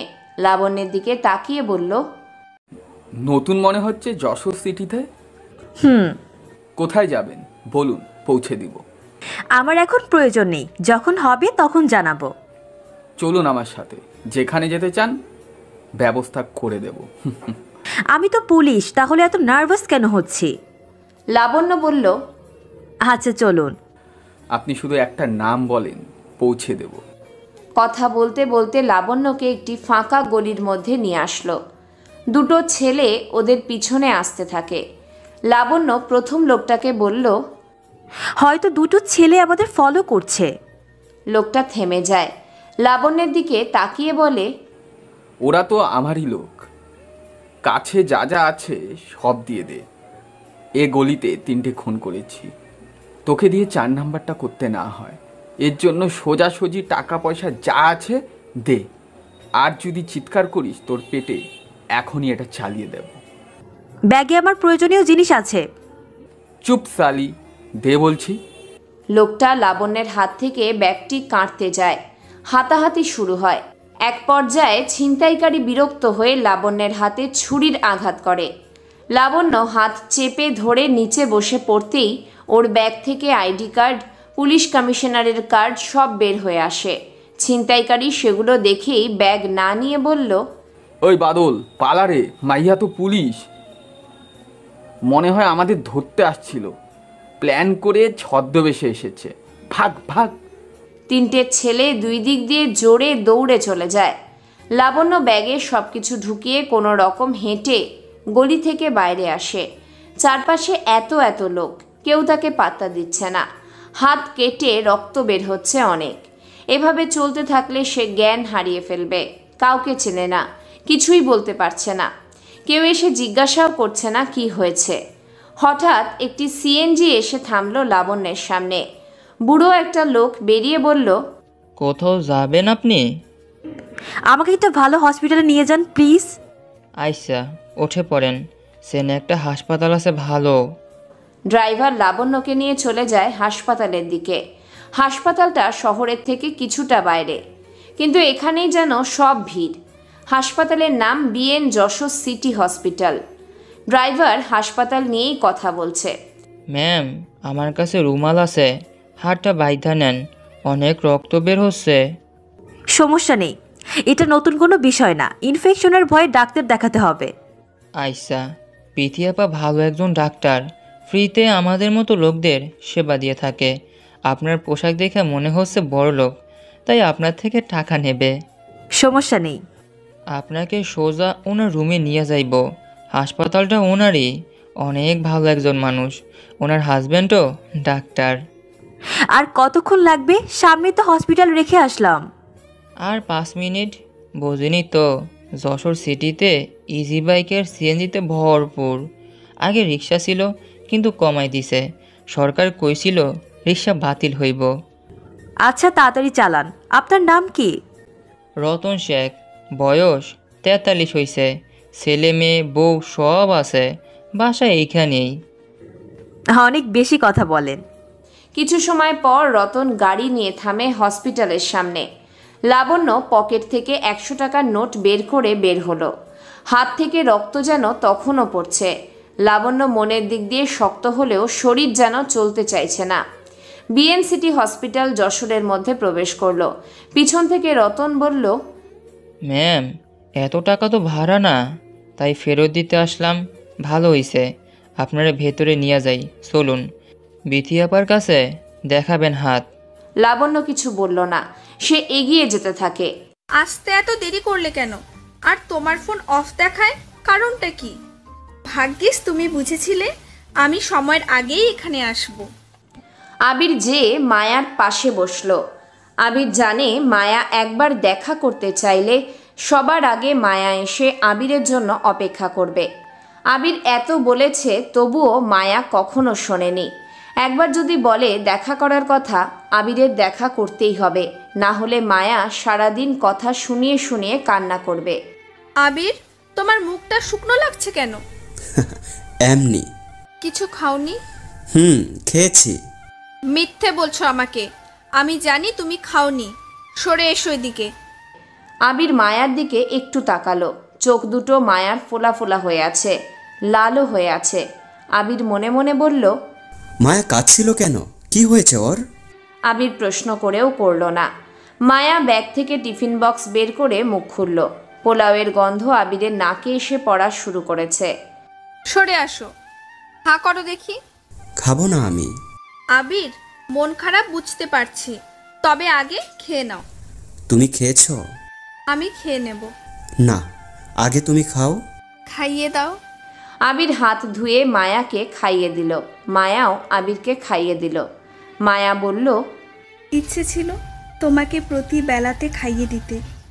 ইচ্ছে ছিল সকালে ঘুম থেকে ডেকে তুলে তোমাকে খাইয়ে দেব। আবির কথা বলল না। সে খাবার মুখে নিয়ে চিবাতেও পারছে না। গলাটা কেমন কষে ধরছে, গিলতেও পারছে না ও। চোখে যেন এক আকাশ বৃষ্টির নোনতা জল জমা হয়ে গেছে। আবির কোনো রকমে খেয়ে বসা থেকে উঠে দাঁড়ালো। মায়া বলল, কোথায় যাচ্ছ? আমাকে যেতে হবে। আবির। মায়া আবিরের হাত শক্ত করে ধরল। আবির একটু ঘুরে তাকায়। মায়ার চোখের দিকে তাকিয়েই চোখ সরিয়ে নিল, কারণ মায়ার চোখে সে অন্যরকম কিছু টের পাচ্ছে। বিষাদের এক বিশাল মরুভূমির রং জমা হয়েছে মায়ার চোখে মুখে। আবির, কিছু কথা শুনে যাও প্লিজ। ওকে। আমাকে নিয়ে পালাবে আবির?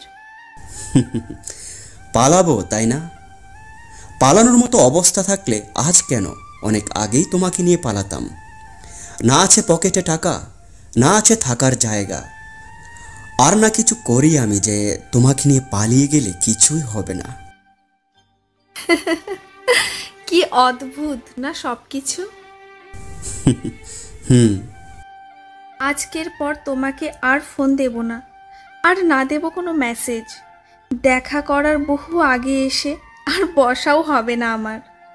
এসে দেখবে আমি তোমার জন্য অপেক্ষাও করছি না। লাগাতার কল মেসেজ দিচ্ছি না তোমায়, কেয়ার নিয়ে বলছি না খেয়ে নিও, কি খেয়েছো, এসব কিচ্ছু বলবো না আর। বুঝবে না তুমি আবির আমার গুরুত্বটা। হাহাকার করবে তুমি। শরীরের শান্তিটা কি জানো? শারীরিক সম্পর্কে থাকে শরীরের শান্তি, আর মনের শান্তি কি জানো? ভালোবাসায় থাকে মনের শান্তি। তোমার নামে আমার শরীর আর মন দুটোই কবে লিখে দিয়েছিলাম না তুমি শরীরের ওপর হাত বাড়িয়েছো আর না ব্যবহার করেছো। বড্ড বোকা তুমি। এখন কেউ ভালোবাসলে মনের নয় দেহের শান্তি খোঁজে। বোকারা ভালো হয় অনেক। তুমি অনেক ভালো আবির, অনেক ভালো। আমার ভালো লাগছে না, চলে যাচ্ছি। পালাতে যাচ্ছ কেন? কাঁদতে পারছো না তাই? আমি তো কাঁদছি না। যাই হোক, আজ সন্ধ্যায় আমার বিয়ে। তুমি না বলতে আমাকে বউয়ের শাড়িতে দেখবে। চলে এসো, কোনো বাধা নেই। যাও এবার। মায়া আবিরের হাত ছেড়ে দেয়। আবির স্থির দাঁড়িয়ে আছে। তাড়াতাড়ি গেঞ্জির হাতায় চোখ মুছে মায়ার পাশে বসে বলল, ও বিয়ে করে নিও তাহলে। বড্ড নিষ্ঠুর তুমি, জানো? বড্ড বেশি নিষ্ঠুর। সেজন্য বলতে পারছি না মায়া তুমি আমারই থেকো। বলতে পারছি না তোমাকে ছাড়া আমি কিভাবে থাকতে পারবো। বলতে পারছি না তোমাকে ভেবে চোখে ঘুম আসাটা আর হয়তো বা হবে না। খুব নিষ্ঠুর আমি। বেকার ছেলে, স্বার্থপর তো হতেই হবে তাই না? তুমি তোমার শহরে ভালো থেকো। আমি না হয় আমার শহরে তোমাকে খুঁজে অপরাধী হয়ে থাকব। উচ্চবিত্তদের ভালোবাসা পূর্ণতা পায়, মধ্যবিত্তরা খুব কষ্ট পায়, আবার পায় না। কিন্তু আমাদের মতো নিম্নবিত্তদের ভালোবাসা সেটা তো বামন হয়ে চাঁদ দেখার মতোই। আকাশের একটি পূর্ণিমার চাঁদ। তোমাকে দূর থেকে কেবল দেখে যেতে হবে। তোমাকে পাওয়ার বাসনা চিরকাল থাকবে, কিন্তু তোমাকে পাবো না। চাঁদ যেমন দিনের আলোতে হারিয়ে যায়, আমাবস্যাতে হারিয়ে যায়, তেমনি তুমিও আর চাকরি, টাকা, অর্থের কাছে আমার থেকে হারিয়ে গেলে। তুমি আমাকে ভালোবাসো, আমিও তোমাকে ভালোবাসি। তোমাকে পাওয়ার অধিকার আমার নেই কেন? ভালোবাসা তো ছিল আমারই, তাই না? বলতে পারবে না আমি তোমাকে ভালোবাসিনি। শোনো, ভালোবাসায় পূর্ণতা খুঁজতে নেই, ভালোবাসায় শ্রদ্ধা, সম্মান খুঁজতে হয়। চায়নাতে ভালোবাসা মানে একসাথে থাকলেই হবে, বিয়ে করা লাগে না, লিভ টুগেদার থাকতে হয়। আমাদের ভালোবাসা মানে বিয়ে করে পূর্ণতা দিতে হয়। জগতের কি নিয়ম বলো? ভালো থেকো। আবির মায়ার কপালে একটা চুমু দিয়ে আর পিছনে তাকালো না। হনহন করে চলে আসলো কিছুটা দূরে দাঁড়িয়ে চিৎকার করে বলল, একদিন আমি সবাইকে দেখিয়ে দেব টাকা আছে আমার। কারণ দুনিয়া দেখতে ভালোবাসে। কে মরলো কে বাঁচলো সেটা দুনিয়ার দেখার বিষয় না। সন্ধ্যা হয়ে এসেছে। এলান একটি 5 তারা হোটেলে যেয়ে উঠেছে। সব খরচ নাসা কোম্পানি বহন করছে। 5 তারা হোটেলে 1 সপ্তাহের বেতন যা এলানের তা 2 দিনের বেতনের থেকেও যেন কম। কোনো অসুবিধা নেই এলানের। সে রুমে বসে অন্য একটি জগতে প্রবেশ করল, ডার্ক ওয়েব, যেখানে সাইবার ক্রাইম বা দেশের অস্ত্র ক্রাইম এমনকি ড্রাগ ডিলও করা হয়। এটা সার্ভারের বাইরের একটি জগৎ। যে কোনো হ্যাকারের কাছে ডার্ক ওয়েব একটি নিজস্ব দুনিয়া, যে এখানে যত বেশি দক্ষ তার আধিপত্যও বেশি। বর্তমানে এলান আর মার্ক টয়েনের আধিপত্য অনেক বেশি পরিলক্ষিত হয়েছে, কিন্তু কেউ কাউকে চেনে না। ডার্ক ওয়েবে নিজেদের আলাদা একটি পরিচয় থাকে। এলান ডার্ক ওয়েবে প্রবেশ করলো। ডেভিলের অধীনে থাকা নেটওয়ার্কের মধ্যে প্রবেশ করার চেষ্টা করছে। এটা নতুন নয়। এলান 2 বছর ধরে ডেভিলের নেটওয়ার্ক ভাঙার চেষ্টা করছে, কিন্তু পারেনি। বারবার ওর ডিভাইস স্লো হয়ে যায়, নয়তো কাজ করা বন্ধ করে দেয়। এটা অন্য কারো নেটওয়ার্কে অ্যাটাক দিলে কিছু হয় না, কিন্তু ডেভিলের নেটওয়ার্কে প্রবেশ করতে গেলেই ডিভাইসের যত ঝামেলা। এলান জানে এটা কেবল ডেভিল ছাড়া কেউ ভাঙতে পারবে না, তবুও সে বারবার বাচ্চাদের মতো নিজের কাছে নিজেই বায়না ধরে। সে ডেভিলের লেখা কিছু একটা দেখল। ডেভিলের তৈরি করা সাইটে ডেভিলকে নিয়ে কিছু লেখা আছে। সেটা হলো, হ্যালো, আমি ডেভিল, আমাকে ডেভিল বলে ডাকবেন। ডেভিল আমিও, আপনিও। প্রতিটা মানুষের মধ্যে ডেভিল বাস করে। কেউ দিনের বেলাতে প্রকাশ করে, কেউ বা রাতের অন্ধকারে। আমি এক অন্যরকম ডেভিল। ডেভিলের মধ্যে না আছে কোনো ইমোশন, না আছে লাভ। ডেভিলের রাগ থাকতে নেই। ডেভিল হলো ডার্ক ওয়েবের কিং। JNOSM। এলান শেষের ইংরেজি অক্ষরগুলো শব্দ দিয়ে উচ্চারণ করার চেষ্টা করছে। যেতে কি হবে, জুনিয়র নাকি জব? কিসের জব? ডেভিল তো টাকার মালিক ছিল, তাহলে জব হবে না। আচ্ছা, কারোর নাম হবে জ্যাক, জেমস নাকি জেমস? দূর, কিছুই মাথায় আসছে না। একটা সমীকরণ দরকার, ভাবতে হবে অনেক কিছু। লাবণ্য হসপিটালের মধ্যে আসলো। রতন শেখ একজন ডাক্তার দেখিয়ে বলল, ওই যে ওনার কথাই বলছিলাম, চলুন ওনার কাছে যাই। ডাক্তার আপা। রতন ডাক্তারকে ডাক দিল। ডাক্তার ঘুরে তাকায়। রতনের সাথে একটি মেয়েকে দেখা যাচ্ছে। মেয়েটা মডার্ন, গায়ে প্যান্ট আর শার্ট পরা, বেশ স্টাইলিশ, কিন্তু হাত থেকে রক্ত পড়ছে। আরে কাকা, আপনি? উনি কে? হাত কেটে গেছে কি করে? আমি জানি না, নিয়ে আসলাম আপনার এখানে। আচ্ছা, আমার কেবিনে নিয়ে চলো। লাবণ্য কোনো কথা না বলে ওদের পিছনে যেতে থাকে। চারপাশ তাকিয়ে দেখছে। হসপিটালটা বেশ পরিচ্ছন্ন। লাবণ্য ডাক্তারের কেবিনে প্রবেশ করেছে। নাম প্লেট চোখে পড়ল লাবণ্যের। ডাক্তার বিথি হাসান। বিথি কাটা স্থান সেলাই করে দিলেন। যা যা প্রসেস দরকার সব তিনি কমপ্লিট করে ব্যান্ডেজ করে দিলেন। আপনার নাম কি? জি, লাবণ্য। আপনাকে মনে হচ্ছে যশোরের না, কথার মধ্যে ঢাকার টোন আছে। জি, আমি ঢাকা থেকে এসেছি, কমিশনার অফ পুলিশ। পুলিশ? আপনাকে দেখে পুলিশ মনে হচ্ছে না। না হওয়ারই কথা। তো যশোরে কেন, কোনো কেসে? আসলে তা না, আমি একজনকে খুঁজতে এসেছি ছুটিতে এসে। যশোরে? কাকে? আমার এক ফ্রেন্ড, কিন্তু সে কোথায় থাকে জানি না, শুধু নামটাই জানি। কোথায় থাকবো এটাও জানি না। আচ্ছা, বুঝছি। আপাতত 2-1 দিন থাকার ব্যবস্থা করতে পারি আমাদের বাসায়। ওকে। বিথি যেন কাকে ফোন করলো। কিছু সময় পর আরেকজন ছেলে ডাক্তার আসলো বিথির কেবিনে। বিথির সামনে একটা সুন্দরী মেয়ে দেখে বলল, কে নি? তুমি কি ওনার কথাই বলেছো? হ্যাঁ, উনি পুলিশ, যশোরে এসেছে তার বন্ধুকে খুঁজতে। ও। সবাই লাবণ্যের দিকে তাকিয়ে আছে। তারপর বিথির হাজবেন্ড লাবণ্যের দিকে তাকিয়ে বলল, হসপিটালটা আমাদের। আমি লাবণ্য, কমিশনার অফ পুলিশ। আপনি কাকে খুঁজছেন? আরে, আগে ওনাকে বাসায় নিয়ে যায়, রেস্ট তো নিক, তারপর না হয় জানা যাবে। ওকে, চলুন তাহলে। লাবণ্যকে নিয়ে ওরা বের হলো। শুভ নিজেই গাড়ি চালাচ্ছে। লাবণ্য জানে না সে কোথায় যাচ্ছে। ওর মনে কেবল একটাই চিন্তা, নিলয়। নিলয় এখন কোথায় আছে? কিভাবে খুঁজবো আমি তাকে? নিলয় যদি জানে আমি এখানে, তবে কি সে আমাকে মেরে ফেলবে? না না, মারবে না। যদি মারতে চাইতো তাহলে সেদিন গোডাউনে অন্ধকার ঘরেই তো মেরে ফেলতো। লাবণ্য কথাগুলো ভাবতে ভাবতে অজানার উদ্দেশ্যে যাচ্ছে। সন্ধ্যা হয়ে এসেছে প্রায়। রাতেই মায়ার বিয়ে। আবির নিজেকে সামলাতেই পারছে না। কথায় আছে, বিপদ যখন আসে তখন একসাথেই আসে। একদিকে অসুস্থ মা, অন্যদিকে নিখোঁজ তার বোন আরিয়া। আরেকদিকে প্রেয়সী হারানোর বিশাল যন্ত্রণা যেন আবিরকে দুমড়ে মুচড়ে দিচ্ছে। নিজেকে চাইলেই সবাই সামলাতে পারে, কিন্তু প্রেয়সীর সাথে কাটানো মুহূর্তগুলো খুব অসহ্যকর হয়।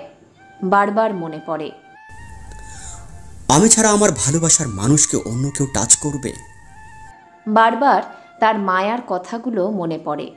কখনো আর এভাবে তোমাকে কেউ জ্বালাবে না, বলবে না ভালোবাসি খুব, প্লিজ ছেড়ে যেও না কথাগুলো। কিন্তু কিছুই যে করার নেই। আবির হাঁটতে হাঁটতে কথাগুলো ভাবছে। টয়েন ঢাকায় এসেছে। ঢাকাতে এই প্রথমবার এসেছে। সাইবার জগতে রাজত্ব করলেও বাস্তব জগতে সে বড্ড অন্যরকম। নিজেকে সবসময় অনেক বেশি কিং মনে করে চলে। সাদা চামড়া টয়েনকে দেখে সবাই একটু বেশিই তাকাচ্ছে। টয়েন ব্যাপারটা হাস্যকরভাবেই নিয়েছে। দেশে কোনো বিদেশি মানুষ বা সাদা চামড়ার মানুষ আসলে এমনটাই হয়ে থাকে। বাঙালিরা খুব আগ্রহ সহকারে দেখতে থাকে। কিন্তু টয়েন এখন কোথায় যাবে? টমাস তাকে বলে দিয়েছে খুব প্রয়োজন ছাড়া যেন টমাসকে ফোন না দেওয়া হয়। কিন্তু টয়েন কি করবে বুঝতেও পারছে না। শেষমেশ এয়ারপোর্ট পুলিশদের থেকে জানতে চায়, hey you bro, can you help me? Police কর্মকর্তা কিছুটা অবাক হলো। সাদা চামড়ার মানুষের সাথে এই প্রথম ফেস টু ফেস কথা হচ্ছে। পুলিশটি জানালো, yes. Is there any hotel or place to somewhere near or by? কিছু দূর গেলে 5 তারা হোটেল পাবেন, সেখানে যেয়ে থাকতে পারবেন যতদিন ইচ্ছে। ওহ ওকে, ধন্যবাদ। টয়েন এয়ারপোর্ট থেকে বেরিয়ে এলো। ট্যাক্সি দেখতে পেয়ে সেখানে গেল। হোটেলের কথা বলতেই ট্যাক্সি ড্রাইভার সম্মতি জানায় সে যাবে। আবির বাড়িতে এসে মাত্র দাঁড়িয়েছে। ভিতর থেকে ওর মা বলল, কিরে আরিয়াকে পেলি? না মা। পাড়ার মহিলারা এসে অনেক কথা শুনিয়ে গেছে। যার যেমন কাজ সে করবেই। আবির ভিতরে আসতে যাবে, তখনই শুনতে পেল গেটের কাছে কতগুলো গাড়ি এসে হর্ন বাজাচ্ছে। আবির সেদিকে এগিয়ে যাওয়ার প্রস্তুতি নিল, কিন্তু তার আগেই কতগুলো পুলিশ সহ অনেক লোক ভিতরে প্রবেশ করেছে। সবার সামনে কুদ্দুস দাঁড়িয়ে আছে। কুদ্দুসকে দেখে আবির দৌড়ে আসলো। আমার বোনকে পেয়েছেন? হ্যাঁ পাইছি। তোর বোন কিনা সেটা ঠিক জানি না, নে তুই দেখে নে। কুদ্দুস একটা কাগজ আবিরের দিকে বাড়িয়ে দিল। ডেড বডির রিপোর্ট। ডিএনএ গ্রুপটা আবিরের পরিচিত। সব মিলিয়ে আরিয়ার রিপোর্ট এটা। আবির বলল, আমার বোনকে কি করেছেন? সে কোথায়? আস্তে, তোর মতো বেশ্যা বোনের গায়ে আমি হাত দিই না, বুঝছস? আমার আবার এইসব মাল খেতে ভালো লাগে না। কুত্তার বাচ্চা, তোকে আমি। আরে থাম থাম, এলাকার মানুষ তোর বোনকে দোষ দিচ্ছে। সেই বোনের পক্ষে তুই আবার বেশি কথা বলিস না। তোর বোন এখন এলাকার একটা মা হয়ে গেছে, বুঝছস? একবার গা থেকে পুলিশের পোশাক খোল আর লোকগুলোকে চলে যেতে বল। আমার বোনকে নিয়ে বাজে একটা কথা বললে তোকে আমি এখানেই মেরে রেখে দেব। চুপ থাক হালার পো বে বোনের সৎ ভাই। যা শালা, ওই অ্যাম্বুলেন্স থেকে মালটারে বের কর, সাথে কি কি ড্রেস পরেছিল সব দে। কুদ্দুস কথাটা বলে থামল। কয়েকজন ছেলে নার্স এসে লাশ নামিয়ে রাখলো আবিরের পাশে। পুলিশেরা কয়েকটা ড্রেস এনে আবিরের সামনে রেখে দিল। আবির একবার ড্রেসগুলোর দিকে তাকায়, আরেকবার তাকায় কাপড়ে ঢাকা একটি লাশের দিকে। চারপাশে লোকজনের ভিড় জমেছে। এলাকায় এমনিতে রটে গেছে যে আবিরের বোন পালিয়ে গেছে কারোর সাথে, তার উপর পুলিশ এসেছে লাশ নিয়ে। বিষয়টা নেহাত ছোট কোনো বিষয় নয়। ফাহিদা বেগম দৌড়ে আসলেন। মেয়ে মনে করে লাশের কাপড় সরিয়ে দেখে বীভৎসভাবে পুড়িয়ে ফেলা হয়েছে। মুখ দেখে চেনার উপায় নেই। আবির বলল, এটা আমার বোন না। দেখ, আমরাও ভেবেছিলাম এটা তোর বোন না, কিন্তু পরে খোঁজ করে ডাক্তারের সহায়তায় জানতে পারি এটা তোরই বোন। আর লাশের পাশে ব্যাগ করে এই কাপড়গুলো পেয়েছি, আর দেখ কাপড়গুলো ওর কিনা। ফাহিদা বেগম কাপড়গুলোর দিকে তাকায়। কাপড় জড়িয়ে ধরে চিৎকার করে কেঁদে উঠে বলল, আবির, তোর বোন যাওয়ার আগে এই ড্রেসটাই পরেছিল। যাওয়ার সময় এটা। সবগুলো কাপড় আমি চিনি। তাহলে আমাদের কাজ শেষ, এখানে সাইন করুন আর সব কিছু খতম, ওকে? আমার বোন এভাবে মরতে পারে না। চুপ কর হালারপোত, তোর বোন তো টাকার লেগে ঝামেলা করছিল, এর জন্য লোকে ধইরা পোড়াই দিছে। সবাই শুনুন, আবিরের বোন একটা বেশ্যা, সে ঢাকাতে যায়নি। বেশ কয়েক মাস ধরে সংসারের অভাবের কারণে গোপনে আরিয়া দেহ ব্যবসা করত। টাকার জন্য গতকাল রাতে ঝামেলা হয়, তারা ওকে মেরে গেছে। আমরা যে লাশ পাইছি, দেখুন যে কাপড় পরেছিল সে কাপড়ই, কিন্তু খোলা আর ঠিকঠাকভাবে আছে। তার মানে আরিয়ার গায়ে কোনো কাপড় ছিল না। আর কখন একটা মেয়ের গায়ে কাপড় থাকে না তা আপনারা ভাইবা দেখেন। আবির আর নিজেকে সামলাতে পারে না, কুদ্দুসের গালে জোরে একটি ঘুষি বসিয়ে দিল। পুলিশগুলো সাথে সাথেই আবিরের কাছে এসে আবিরকে পিটাতে শুরু করে। ফাহিদা বেগম কুদ্দুসের পা ধরে বলে, দয়া করে ওকে ছেড়ে দিন, ওর কোনো দোষ নেই, আর কিছুই বলবে না ও। প্রীতি দৌড়ে আসলো, আবিরের সামনে এসে কুদ্দুসকে বলল, এটা কি করছেন? অন ডিউটি পুলিশ অফিসারের গায়ে হাত তোলার জন্য যা খুশি তাই করছি। সে তো ভুল কিছু করেনি। আপনি আমাদের বোনকে নিয়ে বাজে কথা বলছেন কেন? বাজে কথা? হ্যাঁ, বাজে কথা। মেডিকেল রিপোর্ট দেখান যে সে ওরকম একটি খারাপ মেয়ে ছিল। প্রমাণ না করে কাউকে খারাপ বলছেন কেন? ওই সার শালাকে পরে দেখে নেব। কুদ্দুস কথাটা বলে সেখান থেকে চলে আসলো। সব পুলিশরাও সেখান থেকে চলে আসে। আবিরের সারা গা ফেটে রক্ত বের হচ্ছে, ব্যথায় আর যন্ত্রণায় যেন মাটিতে শুয়ে কোঁকাচ্ছে। প্রীতি আসলো আবিরের কাছে। তখনই নিয়াজ সাহেব এসে বলল, প্রীতি তুই এখানে কেন? চল বাড়িতে, এইসব খারাপ পরিবেশ থাকলে খারাপ হয়ে যাবি। প্রীতিকে জোর করে টেনে নিয়ে যায় ওর বাবা। এলাকার লোক বলা শুরু করে, আরিয়ান তাহলে তলে তলে এত কিছু করে বেড়াতো? ছি, কি বাজে একটা মেয়ে, কত ভালো জানতাম। আবির কোনো রকমে উঠে দাঁড়ায়। আরিয়ার সব বান্ধবীরাও এখানে এসেছে। আবির চিৎকার করে বলে, আমার বোন খারাপ না, আমার বোন পতিতা না, ওর বান্ধবীরা তো জানে। ওই তোমরা বলো, আমার বোন এমন না, তাই না? আরিয়া এরকমইও ক্লাসে ফাঁকি দিয়ে বের হতো, তারপরে আসতো না, প্রতিদিন এমন করতো, হয়তো কারোর রুমে চলে যেত। আবির মেয়েগুলোর কথা শুনে অবাক হয়। এক এক করে সবাই ছি ছি করতে করতে চলে যেতে থাকে। আবির ওর বোনের লাশের কাছে আসলো। ফাহিদা বেগম জোরে কাশি শুরু করে দিয়েছে। কাশতে কাশতে বলে, আবির, আরিয়া কখনো এমন করতে পারে না, অনেক ভালো রে।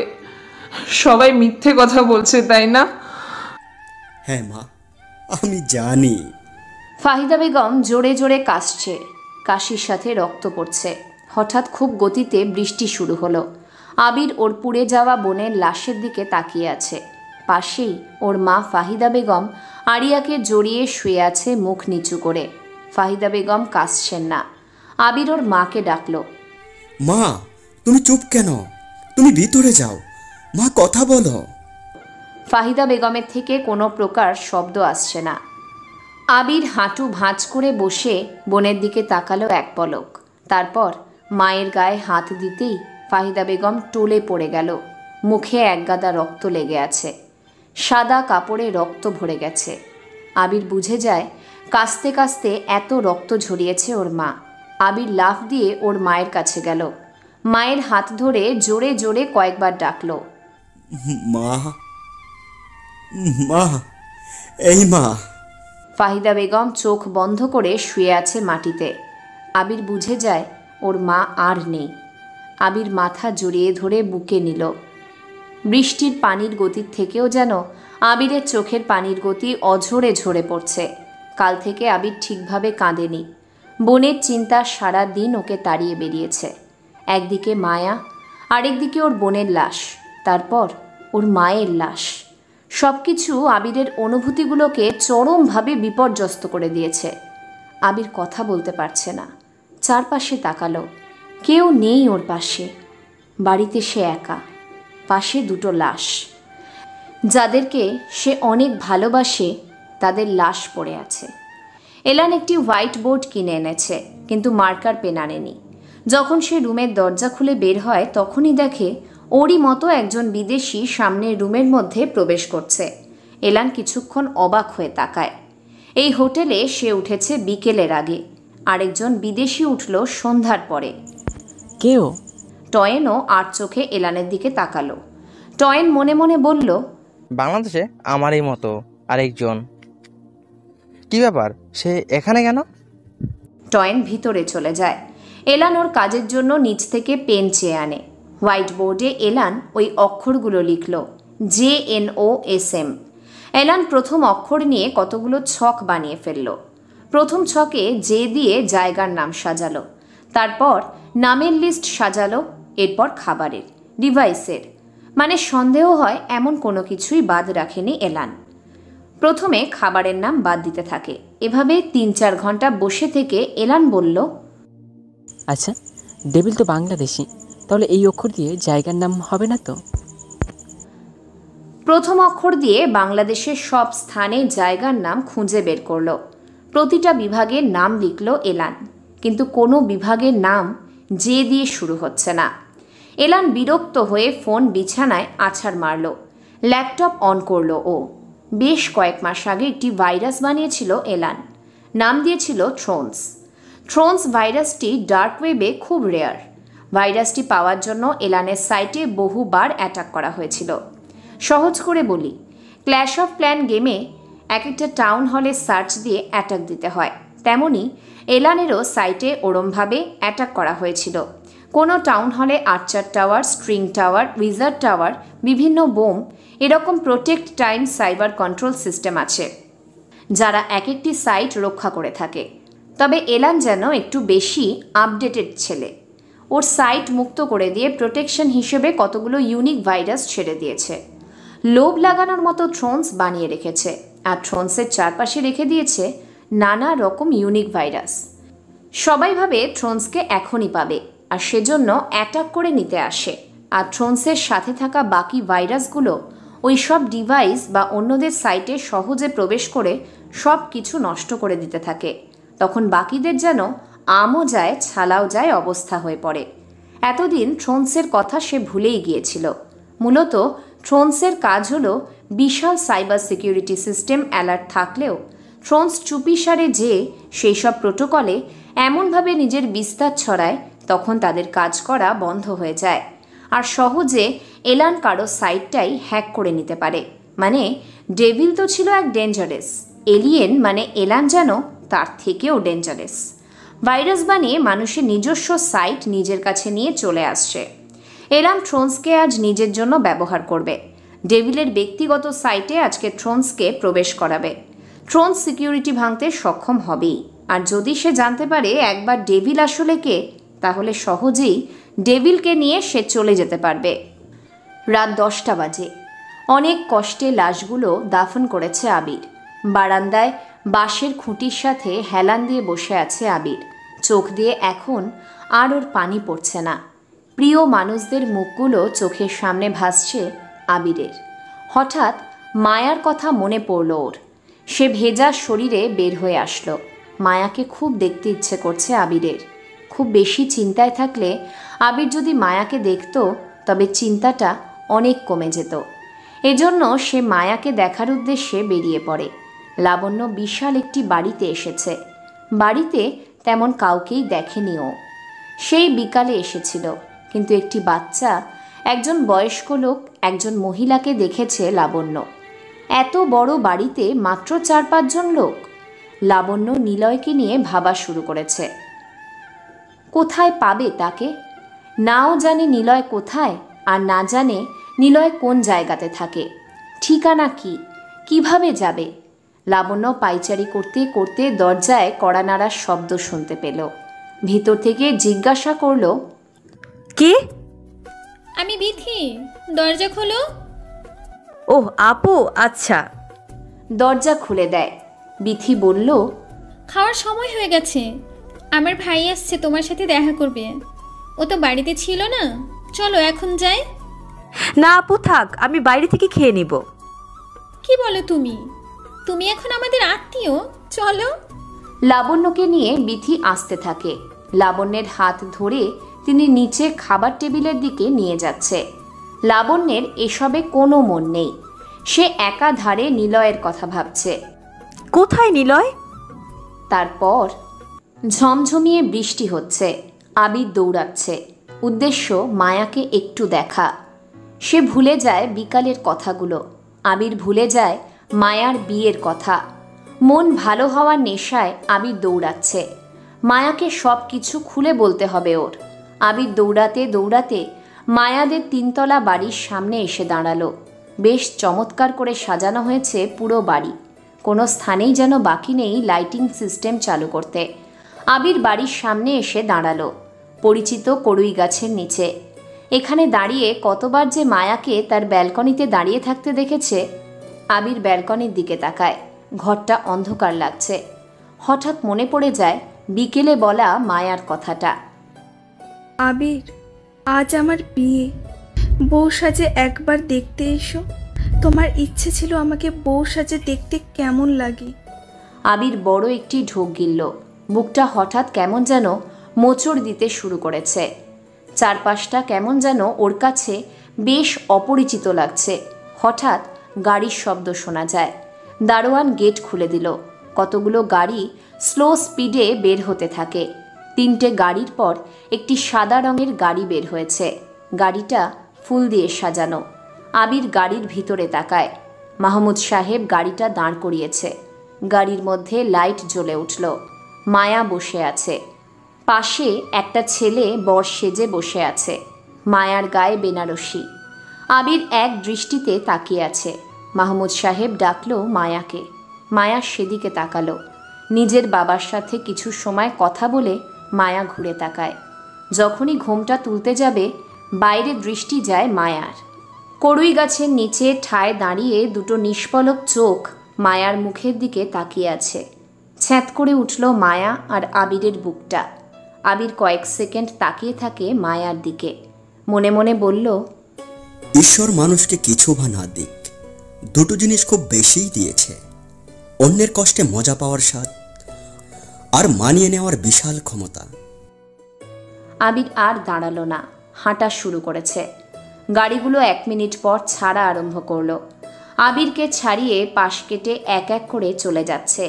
মায়ার গাড়িটা পাশে আসতেই আবির থেমে গেল। মায়া ভিতর থেকে ঘুরে তাকাতে থাকে। বিয়ের গাড়িতে শুধু বরবউ যায় না, অন্য কারো বেঁচে থাকার স্বপ্নটাও চলে যায়। আবির হাঁটছে। বিয়ের গাড়িগুলো চলে গেছে দেখার বৃত্ত ছেড়ে। আবির মনে মনে গাইছে ইমরানের গাওয়া মন খারাপের দেশে গানটি। মন গড়া অভিযোগ জানি ভুলে যাবি তুই, কাছে এসে আলতো করে যদি তোর হাতটা ছুঁই। আবির বড় পিলারে উপরে এসে বসল। মায়াদের বাড়ি এখান থেকেও দেখা যায়। সে বাড়ির দিকে কিছুক্ষণ তাকিয়ে থেকে মনে মনে বলল, তুমিও একদিন আমাকে খুব করে চাইবে। রোজ সকালে ফোন চেক করবে আমি তোমার নামে কোনো বার্তা পাঠিয়েছি কিনা। শীত কল্পনায় শুয়ে আমাকে খুঁজবে কল্পনায়। বলা হবে না আর যাও খেয়ে নাও। তুমি খুঁজবে, চাইবে, ডাকবে। ফেরা হবে না তোমার আবর্ধনে, ফেরা হবে না তোমার আহ্বানে। মিষ্টি সকালে রেস ঝরিয়ে বলবো না, পাগলি তোমাকে বড্ড বেশি দেখতে ইচ্ছে করছে। আমাকে তুমি খুব করে খুঁজবে একদিন, ডাকবে, চাইবে। দুপুরের ক্লান্ত ঘামে ভেজা বিষাদে বলা হবে না, দুপুরের খাবারটা খেয়ে নাও। তুমি হাহাকার করে চাইবে আমাকে, আমি তোমার মনের দোষারোপে হারাবো। স্বার্থপর নামে তোমার মনের উঠানে একটি গাছ হয়ে আসব। পরিচর্যাহীন আবেগ আমি আবারও মরে যাব। ডাকবে তুমি, হারাবো আমি। খুঁজবে তুমি, হারাবো আমি বহুদূর। চাইবে আমাকে তুমি, চলে যাব তোমার বাহুডোরে। সেদিন সত্যিই পাবে না আমাকে, পাবে না আমাকে তোমার আলিঙ্গনে। লাবণ্য ডিনারের জন্য টেবিলের দিকে আসতে থাকে। একটা ছেলে পিছন দিকে ঘুরে বসে আছে। একটা ছেলে নয়, ওই খাবার টেবিলে 4 জন লোক লাবণ্যের থেকে পিছন দিকে ঘুরে বসে আছে। বিথি আপু লাবণ্যের হাত ধরে ওদের সামনে নিয়ে গেল। লাবণ্য কারো দিকে তাকালো না, সে চুপচাপ চেয়ার টেনে বসল। বিথি আপু ভাত বেড়ে দিল। তরকারি বেড়ে দিতে যাবে, লাবণ্য জানায় সে নিজেই বেড়ে নেবে। বিথি আপু চেয়ারে যেয়ে বসল। লাবণ্য তরকারির বাটি নিজের কাছে যখনই আনতে যাবে তখনই চোখ যায় ওর সামনে বসা লম্বা একটি ছেলের দিকে। মুখে হালকা খোঁচা দাড়ি, বেশ স্মার্ট, আর সে ছেলেটাকে খুব ভালো করেই চেনে। সেই চেনা চোখ, চোখের ভ্রু, চেনা স্টাইল করা চুল। লাবণ্য পাশে তাকায়। আরও একটি পরিচিত মেয়ের মুখ দেখতে পেল লাবণ্য। এখনও যেন আগের মতোই আছে সে। লাবণ্য আরও পাশে তাকায়। আরও দুজন পরিচিত মুখকে দেখতে পেল লাবণ্য। লাবণ্য হাঁ করে তাকিয়ে আছে ওদের দিকে। বিথি আপু লাবণ্যকে বলল, কি ব্যাপার, তুমি খাচ্ছ না কেন? ওদের দিকে ওভাবে তাকিয়ে আছো কেন? না মানে, তুমি তো চেনোই না। দাঁড়াও, পরিচয় করিয়ে দিই। ও হলো আমার ভাই নিলয়, ওর ওয়াইফ নেহা, সাথে মাসুম আর শিয়াম, সবগুলোই আমার ভাই। ওই যে ওনারা আমাদের মা বাবা, আর এই পিচ্চি নিয়াত আমার ছেলে। Hello ma'am. সবাই এক এক করে লাবণ্যকে হাই দিল। লাবণ্য হতভম্ব হয়ে তাকিয়ে আছে সেদিকে। বিথি আপু নিজেই তরকারি বেড়ে দিল। লাবণ্যকে বকা দেওয়ার সুরে খেতে বললেন তিনি। বিথি আপু আরও বললেন, নিলয়, এ হলো লাবণ্য। তোরা বাসায় ছিলি না, তাই জানিস না। ও হলো পুলিশ, ওর বন্ধুকে খুঁজতে এসেছে। তুই একটু সাহায্য করিস খুঁজতে। ওকে, তুই বললে তো করতেই হবে। নিলয়, মেয়েটাকে তোরা সবাই মিলে হেল্প করবি। আর মা, তুমি খাচ্ছ না কেন? ওকে। নিলয় খাবার খেতে থাকে। লাবণ্য আদনান সাহেবের দিকে তাকিয়ে একটা ভদ্রতার হাসি দিলেন। তারপর নিলয়ের দিকে তাকাতে তাকাতে খাচ্ছেও। মাথার ভিতর কতগুলো প্রশ্ন ঘুরপাক খাচ্ছে লাবণ্যের। যাকে সে খুঁজতে এসেছিল, কাকতালীয়ভাবে সেই ছেলেটার বাড়িতেই লাবণ্য এসেছে। পরিচিত সেই নিলয় যেন একই রকম আছে। ইনোসেন্ট চাহনি, কথা বলাটাও যেন সে বোকাশোকা ধরন। সব মিলিয়ে লাবণ্য আবারও নিলয়কে দেখতে থাকে আগের মতো করে। নিলয় এখানে থাকে। এখন লাবণ্য বুঝতে পেরেছে হাসপাতালের নামের মানেটা কি। বিএনসিটি হসপিটাল, যশোর। নিলয় খাওয়া শেষ করল। কোনো কিছু না বলে সে খাবার টেবিল থেকে উঠে যায়। লাবণ্য তাড়াতাড়ি উঠল। বিথি আপু কিছুই বলল না। নিলয়ের পিছু পিছু যেতে থাকে। নিলয়কে পিছন থেকে লাবণ্য ডাকল, নিলয় শুনছো? টয়েন ল্যাপটপ নিয়ে বসেছে। ডার্ক ওয়েবে প্রবেশ করল ও। প্রতিদিন থ্রোনস ভাইরাসটা নেওয়ার জন্য টয়েন অনেক চেষ্টা করে, কিন্তু ফলস্বরূপ টয়েনের সাইটটাই নষ্ট হয়ে যায়, নতুবা হ্যাক হয়ে যায়। টয়েন প্রতিবার চেষ্টা করে ফেল হয়। থ্রোনস ভাইরাস এলিয়েন নামের একটি ডার্ক ওয়েবসাইটে উন্মুক্ত করে রাখা, কিন্তু সাইটে প্রবেশ করলেই গার্ড দিয়ে রাখা বাকি ভাইরাসগুলো ডিভাইস সহ সব কিছু যেন অফ করে দেয়। সাইটের নাম মিস্টার এলিয়েন, কিন্তু টয়েন জানে না এই এলিয়েনটা আসলে কে। টয়েনের আসল যে সাইটটা আছে সেটাও অনেক বড় পর্যায়ের। সেখানে চাইলে ও ব্যাক হ্যাকের মতো অনেক শক্তিশালী নেটওয়ার্ক হ্যাক করে নিজের জন্য ব্যবহার করতে পারে, কিন্তু টয়েনের এসব দরকার নেই। ও মাসে যা বেতন পায় সেটাই বিশাল কিছু। তবে টয়েনের ইচ্ছে থ্রোনস ভাইরাসটা নিজের কাছে নেওয়া। আপাতত সেটা হাতে পেলেই ও হয়ে যাবে ডার্ক সাইটের কিং। আর অতি সহজেই ও নাসা সিস্টেম নেটওয়ার্কে ভাইরাস ছড়িয়ে দিয়ে নিজের নিয়ন্ত্রণে নিতে পারবে। এখনও অবধি কেউ থ্রোনস ভাইরাসের মতো বড় কিছু ডার্ক সাইটে আবিষ্কার করেনি, কিন্তু সবচাইতে টয়েনের কাছে অবাক করা বিষয় হলো থ্রোনসের থেকেও শক্তিশালী নেটওয়ার্ক সিস্টেম অ্যাড করে ডেভিল নামের একটি সাইট বহু বছর ধরে একই রকম আছে। আর প্রতিদিন কম করে হলেও 5000-এর বেশি ডেভিল নামের সাইট অ্যাটাক করা হয়, কিন্তু কাজের কাজ কিছুই হয় না। এই দুটো সাইটের মালিককে তার সাধারণ হ্যাকার এমনকি টয়েনও জানে না। টয়েন ওর মতো চেষ্টা করতে শুরু করেছে। এদিকে আবির একা একা হাঁটছে। মাথার মধ্যে একটাই চিন্তা, সে অনেক টাকার মালিক হবে, আর সহজে খুব তাড়াতাড়ি অনেক টাকার মালিক হতে হলে চুরি করতে হবে তার। তবে আবির সহজ কোনো চুরি করবে না। সে চুরি করবে টাকা, আর টাকা থাকে ব্যাংকে। আর সে কারো টাকা ছুরি দেখিয়ে ছিনতাই করবে না, সে সরাসরি ব্যাংকের টাকা হাতিয়ে নেবে। কথাগুলো ভাবতে ভাবতে আবির এগিয়ে যায় বাড়ির দিকে। দূর থেকে একটা গাড়ির আলো আবিরের চোখে এসে পড়ে। আলোর গতি ক্রমশ আবিরের দিকে এগিয়ে আসতে থাকে। আবিরের সামনে এসে থামলো গাড়িটা। আবির বলল, কে? গাড়ি থেকে কয়েকজন ছেলে নামলো। হাতে স্ট্যাম্প, লোহার স্টিক, হকি স্টিক। ল্যাম্পপোস্টের আলোতে মুখগুলো স্পষ্ট। আবির ওদের মুখের দিকে তাকালো। সুজন, ফুয়াদ, নাইম আর শাহিন দাঁড়িয়ে আছে।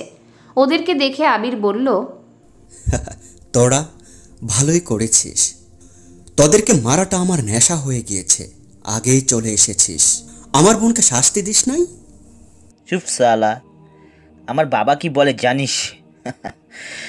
কখনো খারাপ কিছু করতে গেলে সাথে করে লোক নিতে নেই, কারণ সে কোনো না কোনো দিন নিজের বিরুদ্ধে সাক্ষী হবেই। আবার তিনি এটাও বলেন শত্রুদের বাঁচিয়ে রাখতে নেই। তোকে বাঁচিয়ে রাখার কোনো চান্স নেই, তবে একটু কষ্ট দিয়ে মারবো তোকে। সাজ্জাদ কথাগুলো বলে কোমর থেকে একটি পিস্তল বের করলো। আবিরের হাতে গুলি করলো ও। হাতের একপাশ দিয়ে বেরিয়ে যায় গুলি। ওরা চারজন জোরে জোরে হাসতে থাকে। চারজন ড্রিঙ্ক করে আছে। আবিরের চোখ গাড়ির মধ্যে চলে যায়। একটি মেয়ে সেখানে বসা। বুঝে যায় প্রতিদিন নতুন নতুন মেয়েদের সাথে মজা করাই হলো এদের নেশা। আবিরকে আরও একটি হাতে গুলি করতে যাবে সাজ্জাদ। ঠিক সেই সময় একটি বাইক এসে থামলো সেখানে। আবির সেদিকে তাকায়। শুধু আবির নয়, বাকিরাও সেদিকে তাকালো। মুখ ঢাকা একজন ব্যক্তি বাইকের ওপর দাঁড়িয়ে আছে। সাজ্জাদ কিছু জিজ্ঞাসা করতে যাবে তার আগেই বাইকার আগন্তুকটি পকেট থেকে কি যেন বের করলো। সাজ্জাদের সামনে যে পড়তেই কয়েক সেকেন্ড পরে সেগুলো ব্লাস্ট হয়ে যায়। সেখানে সাদা ধোঁয়া সঞ্চারিত হতে থাকে। বাইকার লোকটি আবিরের কাছে আসলো। ইশারায় বাইকে উঠতে বলল। আবির কিছু না ভেবেই বাইকে চেপে বসে। আবিরকে আগন্তুকটি সেখান থেকে নিয়ে চলে যায়। নিলয় দাঁড়ায় না। পিছন থেকে লাবণ্য ডাকছে। লাবণ্য দৌড়ে নিলয়ের সামনে এসে দাঁড়ালো। নিলয়ের দিকে তাকিয়ে বলল, এই ছেলে, সমস্যা কি তোমার? ডাকছি শুনতে পাচ্ছ না কেন? কে আপনি? লাবণ্য হতভম্ব হয়ে যায়। নিলয়ের দিকে আগের থেকে অনেক বেশি অবাক হয়ে তাকাচ্ছে। লাবণ্য এমন একটা কথা শুনবে কখনো কল্পনাও করেনি। নিলয় তাকে চিনতে পারছে না। লাবণ্য বলল, নিলয়, জানি না চেনার ভান করছো, কিন্তু কেন? দেখুন ম্যাম, আমি আপনাকে চিনি না। প্লিজ নিলয় শোনো, আমি এখানে এসেছি তোমার বিপদ সামনে এটা জানতে। তোমাকে পৃথিবীর অনেকেই খুঁজছে। আমাকে নাকি ডেভিলকে? নিলয় গম্ভীর হয়ে একটু শব্দহীন মুচকি হাসল। ডেভিলের নাম শুনতেই লাবণ্যের শিরদাঁড়া যেন হঠাৎ দাঁড়িয়ে যেতে থাকে। সংকুচিত হওয়া শুরু করেছে। ডেভিল ব্যাক করা মানে অনেক কিছুই ঘটতে যাচ্ছে। ডেভিলকে সবাই খুঁজছে। কে কে? বাংলাদেশ সরকারের high special security agency of police তোমার হেল্পের জন্য খুঁজছে। ডেভিল মরে গেছে, সেটা তুমিও জানো, আমিও জানি। বহু বছর আগেই ডেভিলকে মেরে ফেলেছি আমি। প্লিজ নিলয়, দেশের জন্য তোমায় প্রয়োজন। লাবণ্যের কথা শুনে নিলয় জোরে জোরে হাসা শুরু করেছে। লাবণ্য অবাক হয়ে তাকাচ্ছে নিলয়ের দিকে। নিলয় কিছুই বলছে না। মাসুম আর সিয়াম এসে পাশে দাঁড়ালো। লাবণ্য বলল, অর্ক কোথায়? অর্ক নেই। দেখো, তোমরা কিন্তু আমাকে অনেক কিছু লুকোচ্ছ। বলো, অর্ক কোথায়? আপনার অর্ককে প্রয়োজন নাকি ডেভিলকে? তোমাদের সবাইকেই প্রয়োজন। অনেক রাত হয়েছে, ঘুমাতে চল সবাই। নিলয় সবাইকে নিয়ে চলে গেল। লাবণ্য বোকার মতো তাকিয়ে রইল ওদের দিকে। কি বলবে ও বুঝতে পারছে না।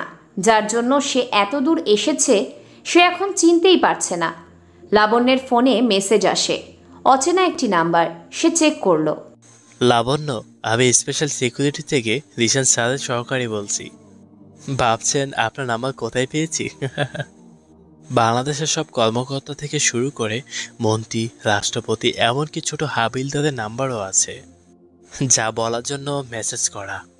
দেশের অবস্থা অনেক খারাপ। প্রচুর পরিমাণে তথ্য বিক্রয়ের আগেই চুরি হয়ে যাচ্ছে। দেশ খুব বড় রকমের সমস্যায় পড়তে যাচ্ছে। স্যাটেলাইট অন্য দেশের আওতাভুক্ত নেটওয়ার্কদের সাথে সংযোগ করে নেওয়ার প্ল্যান করেছে। আপনাকে অবাক করে দেওয়ার মতো একটা তথ্য দেই।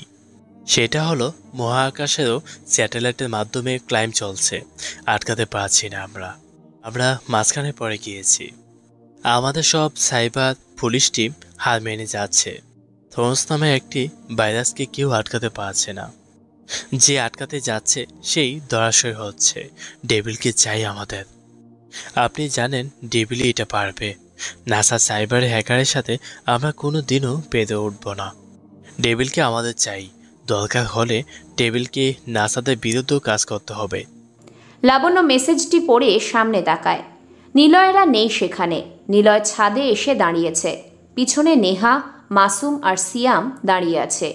নিলয় কিছু বলতে যাবে ওদের, তার আগে ফোন বাজতে থাকে। নিলয় তাকিয়ে দেখে অর্কের ফোন। ভাই, লাবণ্য ঢাকাতে নেই, ও চলে গেছে যশোরে, আর তোমাকে খুঁজছে প্রশাসনের লোক। কিছু একটা হতে যাচ্ছে, কিন্তু আমি কিছু বুঝতে পারছি না। আচ্ছা, পরে কথা হবে, সমস্যা নেই করো। নিলয় কথাটা বলে ফোন কেটে দিল। নেহা এগিয়ে আসলো নিলয়ের কাছে। বিথি বা আদনান সাহেব জানে না নিলয় ঢাকাতে কি করত। বর্তমানে নিলয় একটা কম্পিউটারের বিজনেস করে, বিশাল বড় কতগুলো কম্পিউটারের শোরুম বিজনেস করে। মাসুম, সিয়াম নিলয়কে হেল্প করে। মাসুম বলল, ছাদের উপর 4 জন দাঁড়িয়ে আছে। নীরবতা ভেঙে মাসুম বলল, লাবণ্য ম্যাম হঠাৎ কেন এখানে এসেছে? সেদিন ওকে মেরে ফেলাটা দরকার ছিল, তাহলে সাক্ষী থাকতো না। নিলয় মাসুমের কথা শুনে একটু মুচকি হাসল। সে বলল, লাবণ্যকে নিয়ে সমস্যা নেই, ও এসেছে আমাদের নাকি দেশের উপকারের জন্য দরকার।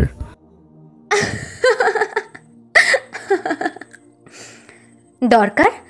কিসের দরকার? আমরা তো ক্রাইম করেছিলাম, তাহলে এখন কেন দরকার? আমি জানি না, সে বলল। সরকার নাকি খুব গোপনে আমার মতো আমাকে খুঁজছে। আমার মনে হচ্ছে এটা একটি প্ল্যান, আর প্ল্যান অনুযায়ী লাবণ্য তোমাকে নতুন করে সামনে আনতে চাচ্ছে, তারপরই পুলিশ তোমাকে আটকে রাখবে। এটা ঠিক জানি না, তবে আটকাতে চাইলে পারবে না। কিন্তু আমি আবার ডেভিলকে সামনে আনতে চাই না। ডেভিলের প্রয়োজন নেই এখন। তা ঠিক। যারা তোমাকে বা আমাদের ব্যাপারে জানতো তারা কেউ আর বেঁচে নেই। ভাবি ছিল, তাকেও তুমি দেশের বাইরে পাঠিয়ে দিয়েছ। নতুন করে ডেভিলকে সামনে আনার প্রয়োজন দেখছি না। জানি না, আমার একটু সময়ের দরকার। ডার্ক ওয়েবে প্রবেশ করার আগে স্পেশাল সিকিউরিটি সাইট আমার ঘেঁটে দেখতে হবে। যদি দেশের কোনো সমস্যা সেখানে থাকে তাহলে নিজেকে তো থামিয়ে রাখা যাবে না। আমার মনে হচ্ছে কিছু একটা ঘটতে যাচ্ছে। লাবণ্য এনমেনমি আমাকে খুঁজতে আসবে না, নিশ্চয়ই বড় কোনো কিছু ঘটেছে। সময় মতো জেনে যাব। রেডি থাকতে বল, অর্ককে বল, সে যেন সব ইনফরমেশন দেয়। নিলয় কথাটা বলে সেখান থেকে চলে যায়। সবাই একে অপরের দিকে তাকাচ্ছে আর বলছে, ডেভিল কি তাহলে আবার সামনে আসতে চলেছে? ডেভিল কি তবে ব্যাক করবে? কিন্তু কেন? এলান সাইবার জগতে মিস্টার এলিয়েন নামে পরিচিত। তার বহু বছরের আবিষ্কৃত বিশ্ব ধ্বংসের ভাইরাস থ্রোনস নিয়ে ডেভিলের সাইটের কাছে এসে থামল। টাইমার সেট আপ করে দিয়ে সে ডেভিলের সাইটকে নিয়ে অনেক কিছু ভেবে চলেছে। থ্রোনস এই প্রথমবার কোনো বড় সাইটে অ্যাটাক দিতে যাচ্ছে। ডেভিলের সাইট ধ্বংসও হতে পারে। কিন্তু এলান আগে কিছুই বুঝতে পারছে না। সে অপেক্ষা করছে, আর মাত্র কয়েক সেকেন্ড বাকি। 3, 2, 1। কাউন্ট করতে করতে শেষ মুহূর্ত চলে এসেছে। থ্রোনস সাইটে প্রবেশ করতেই এলানের ল্যাপটপ যেন কেঁপে উঠল। ল্যাপটপ অফ হয়ে যায়। সে তাড়াতাড়ি বিদ্যুৎ থেকে ল্যাপটপ সরিয়ে বিছানা থেকে দূরে চলে আসলো। মনে মনে বলল, কি হলো এটা? ওদিকে টয়েন নিজের সাইট স্ট্রং করার কাজ করছে। হঠাৎ বুঝতে পারল ওর সাইটে কিছু সমস্যা হয়েছে। সাইটের কাজ করা বন্ধ করে দিয়েছে। সে তাড়াতাড়ি ব্যাকে এসে দেখে পুরো ডার্ক ওয়েব বন্ধ হয়ে গেছে। ছোট বড় যত সাইট ছিল সব একটা সাইটের আওতাভুক্ত হয়ে যাচ্ছে। এমনকি টয়েনের সাইটও তার নিয়ন্ত্রণের বাহিরে চলে যাচ্ছে। দুটো সাইটের সাথে সব কিছু অন্তর্ভুক্ত হতে শুরু করেছে। একটা ডেভিলের সাথে, আরেকটি এলিয়েনের সাথে। পুরো ডার্ক ওয়েব যেন এখন কারো নিয়ন্ত্রণে নেই। সব নিজের মতো করে চলছে। সারা পৃথিবী মিলে প্রায় 10 কোটি মানুষ ডার্ক ওয়েবের সাথে সম্পর্ক। সবাই নিজেদের স্বার্থ ব্যবহারের জন্য এই ডার্ক ওয়েবে প্রবেশ করে থাকে। ডার্ক ওয়েবে প্রবেশের জন্য 8টি প্রয়োজনীয় লিঙ্ক আছে। যেমনটা সাধারণ সাইটে গুগল থেকে উইকিপিডিয়া ব্যবহার করে থাকি আমরা সবাই, তেমনি ডার্ক ওয়েবেও প্রবেশের জন্য এমন উইকিপিডিয়ার মতো 8টি লিঙ্ক আছে। আর প্রায় অনেক মানুষ প্রতিনিয়ত এই 8টি লিঙ্ক ব্যবহার করে থাকে। সবচাইতে বহুল প্রচলিত লিঙ্কে অন্তর্ভুক্ত সাইটগুলো ধ্বংস হতে শুরু করেছে। ডেভিল আর এলিয়েন নামের দুটি স্ট্রং সাইট যেন সব কিছু নিজেদের কবজায় নিয়ে চলেছে। এলান তাড়াতাড়ি ওর ফোন অন করলো। অ্যামাজন থেকে একটি এলিয়ান ওয়্যার এরিয়া 51 ল্যাপটপটি অর্ডার করলো, যার মূল্য $8,000, যা 6,81,694.48 বাংলাদেশি টাকা। ল্যাপটপটি গেমারদের জন্য তৈরি হলেও এলানের বেশ পছন্দ, কারণ এতে রয়েছে dual core processor, 8 GB RAM ও সুপার ভিডিও কোয়ালিটি। এলানের ভালো কাজে লাগে, স্লো হয় না। এক্সট্রিম রক এসএল 8 ল্যাপটপকে পৃথিবীর সবচাইতে গতিশীল ল্যাপটপ ধরা হলেও সেটা এলানের কাছে যেন অল্পই গতিশীল মনে হয়, তাই সেটার প্রয়োজন নেই। সাজ্জাদ সামনে তাকালো, আবির সেখানে নেই। সাজ্জাদ মাল খেয়ে টাল হয়ে বলল, কিরে হালারপো কোথায় গেছে? ফুয়াদ গাড়ির সামনে হেলান দিয়ে বলল, জানি না, চল বাড়ি যাই, নতুন মেয়ে আসছে নাকি, কয়েকটা খেলা হবে। সবাই সেখান থেকে চলে যায়। ওইদিকে সাজিকা বারবার জানালা দিয়ে বাইরে তাকাচ্ছে। সাজ্জাদ কখন ফিরবে? প্রতিদিন জানালার কাছে এসে বসে থাকে সাজিকা। সাজ্জাদ গাড়ি নিয়ে ফিরলেই দৌড়ে দরজার কাছে চলে যায়। কলিং বেল বাজার সাথে সাথেই দরজা খুলে দেয়। বহু রাত করে বাড়ি ফেরে সাজ্জাদ, কখনো সাজিকার দিকে তাকায় অবধি না। সাজিকা খেয়েছে কিনা জানতেও চায় না। সামনে দাঁড়িয়ে থাকতে দেখলেই সাজিকাকে ধাক্কা দিয়ে সরিয়ে দেয়। সাজিকা কিছু বললেই সাজ্জাদ তেড়ে আসে মারার জন্য। সাজিকাকে সাজ্জাদের সামনে থেকে নিয়ে যায় হান্নু সাহেব। আজকেও সাজিকা একইভাবে বসে আছে জানালার পাশে, সাজ্জাদের অপেক্ষায়। অপরদিকে বাইকার আগন্তুক একটি উঁচু ফাঁকা জায়গায় এসে থামল। আবির বাইক থেকে নেমে দাঁড়ালো। লোকটার মাথায় হেলমেট। আবির বুঝতে পারছে না কে হতে পারে, আর কেনই বা তাকে বাঁচিয়ে এখানে এনেছে। আবির চারপাশে তাকালো। দূরে একটি ঝর্ণা দেখা যাচ্ছে। ডান পাশে ঢাকা শহরে যাওয়ার রাস্তা, আর বাম পাশে ওর বাড়ির দিকে শহরে যাওয়ার রাস্তা। মাঝখানে ছোট্ট একটি ব্রিজ, তবে হুদাই ব্রিজ বানানো উঁচু জায়গাতে। জায়গাটা সুন্দর করার জন্য বানিয়ে রাখা। আবির প্রশ্ন করল, কে আপনি আর এখানে কেন নিয়ে এসেছেন? লোকটা বাইক থেকে নামলো, মাথা থেকে হেলমেট খুলল। হুড তোলা টুপিতে মাথাটা ঢাকা আছে। আবিরের দিকে না তাকিয়ে লোকটা পাশে এসে দাঁড়ালো। পকেট থেকে সিগারেট বের করে আবিরের সামনে বাড়িয়ে দিল। আবির বলল, আমি এসব খাই না। লোকটা রহস্যময় একটি হাসি দিল। হাসি থামিয়ে সিগারেটের প্যাকেট পকেটে ঢুকিয়ে ঝর্ণার দিকে তাকিয়ে বলল, দূরে ওই ঝর্ণাকে দেখো, কতই না সুন্দর লাগছে। পৃথিবীতে দুই প্রকারের জিনিস আছে, একটা দূর থেকে দেখতে বেশি সুন্দর লাগে, আর একটা কাছ থেকে দেখলে বেশি সুন্দর লাগে। দূর থেকে দেখার মাঝে একতরফা ভালোবাসা সৃষ্টি হয়, আর কাছে গেলে তাকে ছুঁয়ে দিতে ইচ্ছে করে। আর জানোই তো, ছুঁইলেই সব নষ্ট হয়ে যায়। তোমার আলাদিনের জাদুর প্রদীপের কথা মনে আছে? ছোটবেলায় আমাদের আনন্দ পাঠ বইয়ে এমন একটি গল্প ছিল। প্রদীপটি একটি জাদুর গুহায় রাখা ছিল। গুহাটা ছিল জীবন্ত। গুহার মধ্যে সৎ ব্যক্তিরাই প্রবেশ করতে পারবে। যার মনে কোনো রকম হিংসা থাকবে না, সেই পারবে। আলাদিন পেরেছিল, কিন্তু গুহার নিয়ম ছিল যে প্রবেশ করবে সে যেন গুহার কোনো জিনিস না স্পর্শ করে। কিন্তু আলাদিনের সাথে থাকা প্রাণীটা একটি ডায়মন্ড স্পর্শ করে, আর সাথে সাথে এই গুহাটা ধ্বংস হয়ে যায়। কি বুঝলে বলো তো? মানুষ কাছে গেলেই ছুঁতে চাইবে, এটাই নিয়ম। আর সব স্পর্শের পবিত্রতা থাকে না, এজন্য নষ্ট হয় সম্পর্ক, জিনিস বা গুহা। দূর থেকে সব কিছু অবলোকন করা উচিত। Good, I know you are so genius. কিন্তু কে তুমি? দেখতে চাও আমি কে? লোকটা আবিরের দিকে ফিরে মাথা থেকে টুপিটা তুলল। আবির তাকিয়ে বলল, রিফাত। ইয়েস ফ্রেন্ড, আমি রিফাত। আন্টি আরিয়া মারা গেছে আজ শুনেছি। আরিয়া নাকি আমার বোন খারাপ না, সে কোনো বেশ্যা নয়। আমার বোনকে ফাঁসানো হয়েছে। আমি জানি সেটা। দুজনে চুপ হয়ে গেল। রিফাত হলো আবিরের ভার্সিটির বন্ধু। ভার্সিটি শেষ হওয়ার পর কে কোথায় গিয়েছে কেউ জানে না। সবাই প্রতিষ্ঠিত হতে পারলেও আবির পারেনি। হয়তো রিফাতও আজ প্রতিষ্ঠিত। আবিরকে রিফাত বলল, আবির, তোমার মনে আছে তুমি অনেক সুন্দর আর দক্ষতা নিয়ে মানুষের ফেলে দেওয়া জিনিস কুড়িয়ে বিশাল কিছু তৈরি করতে পারতে? একটি ড্রোন বানিয়েছিলে মনে আছে? নিজের কম্পিউটারের নকশা বানিয়ে নতুনভাবে একটি ড্রোন বানিয়েছিলি। আকৃতিটা ছিল ফড়িংয়ের মতো, দেখতে বেশ লাগছিল। ওই ড্রোন দিয়ে ভার্সিটির ভিপির একটি গোপন জিনিস ফাঁস করে দিয়েছিলে তুমি। যদিও জানতে পারিনি এটা তোমার ড্রোনের কাজ, তবে কাজটা কিন্তু ভালো কাজে লেগেছিল। পরে তুমি ড্রোন নষ্ট করে দিয়েছিলে। তোমার মাঝে টেকনোলজি আর ডিভাইসের ব্যবহারের বিশাল দক্ষতা আছে, চাইলে তুমি সেগুলো কাজে লাগাতে পারো। এখন আর প্রয়োজন নেই।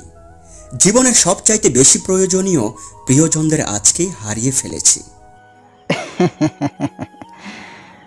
বুদ্ধিমান চেনো আবির? বুদ্ধিমানেরা সহজে কখনো কোনো কিছু প্রকাশ করে না, সঠিক সময়ের অপেক্ষা করে। ভালো লাগা নেই আর। না আছে বোন, না আছে মা, আর না আছে আমার প্রিয় মানুষ। আবির, তোমাকে এখানে এনেছি দুটো কারণে। কেন দুই দিকের রাস্তার মাঝখানে উঁচু জায়গাতে এনেছি জানো না তুমি? কেন? বাম পাশে দেখো তোমার বাড়ি ফেরার রাস্তা, আর ডান পাশে দেখো নতুন শহরে যাওয়ার রাস্তা। যদি বাড়ি ফেরার রাস্তায় যাও তাহলে কষ্ট পাবে, আর যদি নতুন শহরের উদ্দেশ্যে যেতে চাও তাহলে তোমার জন্য অনেক কিছু অপেক্ষা করছে। গরিব হয়ে মরতে নেই। তোমার কথা বুঝতে পারছি না। আহ আবির, বুদ্ধিমান হয়েও কেন এমন করে কথা বলছো? তোমার মাঝের যে কম্পিউটার জ্ঞান আছে তা কাজে লাগাও। লাইফ এখনো শেষ হয়নি, জীবন কখনো শেষ হয় না। মরণে যদি সব শেষ হতো তবে আইনস্টাইন, নিউটন কাউকেই মনে রাখতো সবাই। বড় লোক হতে বলছি না, বড় হতে বলছি। ইচ্ছে নেই। আবির আর দাঁড়ালো না। সে হাঁটা শুরু করেছে বাড়ি ফেরার রাস্তা বরাবর। রিফাত চিৎকার করে বলল, তোমার বুক পকেটে আমার নাম্বার আছে, আমি জানি তুমি ফিরবে। ফোন দিও, আমি চলে আসব। অর্ক তোমার জন্য অপেক্ষা করছে। আবির একটু থামল। রিফাতের দিকে একবার তাকিয়ে সে হনহন করে চলে আসতে শুরু করে। রিফাত ওর চলে যাওয়ার দিকে তাকিয়ে আছে। এলানের কলিং বেল বাজছে। টয়েনও বাইরে আসার প্রস্তুতি নিল। দরজা খুলে দেখে এলানের রুমের সামনে একজন ডেলিভারি বয় দাঁড়ানো, অ্যামাজনের লোগো ব্যবহার করা। এলান দরজা খুলে দেখে ল্যাপটপ হাতে দাঁড়িয়ে আছে একটা ছেলে। তাড়াতাড়ি ল্যাপটপ নিয়ে কাগজে সাইন করলো। পকেট থেকে কিছু টাকা বের করে দরজা আটকে দেয়। টয়েন কিছুটা সন্দেহের দৃষ্টিতে তাকালো। এলান এসব পাত্তা না দিয়ে বিছানায় এসে বিদ্যুৎ সংযোগ দিয়ে ল্যাপটপ অন করলো। তাড়াতাড়ি সব কিছু রেডি করে ডার্ক ওয়েবে প্রবেশ করে। পুরো ডার্ক সিটি যেন দুই পক্ষ হয়ে গেছে, একটা এলিয়েনের, আরেকটা ডেভিলের। কিন্তু থ্রন্স কোথায়? এলান থ্রোনসকে খুঁজছে, কিন্তু থ্রোনসের কোনো অস্তিত্ব নেই। মনে মনে বলে, তবে কি থ্রন্স ধ্বংস হয়ে গেছে? কিন্তু কিভাবে সম্ভব? থ্রন্স ধ্বংস করার মতো কোনো কিছুই তো কারোর সাইটে বা ডিভাইসে থাকা সম্ভব না। তাহলে কি ডেভিলের প্রোটেক্ট এরিয়া অনেক স্ট্রং ছিল? আমি থ্রন্স দিয়ে অ্যাটাক করতেই ধ্বংস হয়ে গেছে। কথাগুলো ভাবতে ভাবতে ডেভিলের সাইটে কোনো রকমভাবে সামান্য প্রবেশ করতে পারে এলান। কয়েকটা লেখা সে পড়তে পারে। যশোর, নিলয়, অর্ক, মাসুম, সিয়াম, হাসপাতাল, বিএন। এলান আর তেমন কিছুই পড়তে পারে না। তাকে বের করে দেওয়া হয় ডেভিলের সাইট থেকে। এলান প্রবেশের চেষ্টা করে, কিন্তু সে আর পারে না। ডেভিলের সাইট নিজে থেকেই আরও স্ট্রং প্রোটেক্ট এরিয়া তৈরি করে নিয়েছে। এলান অবাক হয়। থ্রোনস আবিষ্কার করার পর সে ভেবেছিল ডেভিলকে ছাড়িয়ে গেছে, কিন্তু ডেভিল যে ডার্ক সিটি নিজের কবজায় বহু আগেই নিয়ে ফেলেছে এটা মাত্রই জানতে পারল এলান। কি সিস্টেম করে রেখেছে ডেভিল! যে ওর সাইটে অ্যাটাক করবে, যতবার করবে ততবারই স্ট্রং হতে শুরু করবে। এলান ল্যাপটপ অফ করলো। ফোন নিয়ে গুগলে এসে যশোর সার্চ দিতেই সামনে আসে খুলনা বিভাগের একটি ডিজিটাল প্রথম শহর যশোরের নাম আসে। এলান বলল, তাহলে ডেভিল স্যার যশোরে থাকি। সে বিএন লিখে যশোর দিয়ে সার্চ করলো। একটি হাসপাতালের ছবি দেখতে পেল এলান। এলান মনে মনে বলল, যশোরের বিএন হাসপাতালে গেলেই ডেভিল স্যারকে খুঁজে পাবো। কিন্তু নিলয়, শিয়াম, মাসুম আর অর্ক কি? আমার নাম অ্যালান, ইন্টারনেট জগতে আমি এলিয়েন। তাহলে কি ডেভিলের রিয়েল নাম এই 4 জনের নামের মধ্যে থেকে একটা হবে? আমার জানতেই হবে ডেভিলের রহস্য। সাজ্জাদ বাড়িতে আসলো। সাজিকা দৌড়ে দরজার কাছে এসে দাঁড়ালো। কলিং বেল বাজতেই দরজা খুলে দিল সাজিকা। সাজ্জাদ মাতাল হয়ে আছে। সাজিকাকে সামনে দেখে বলল, স্যার সামনে থেকে।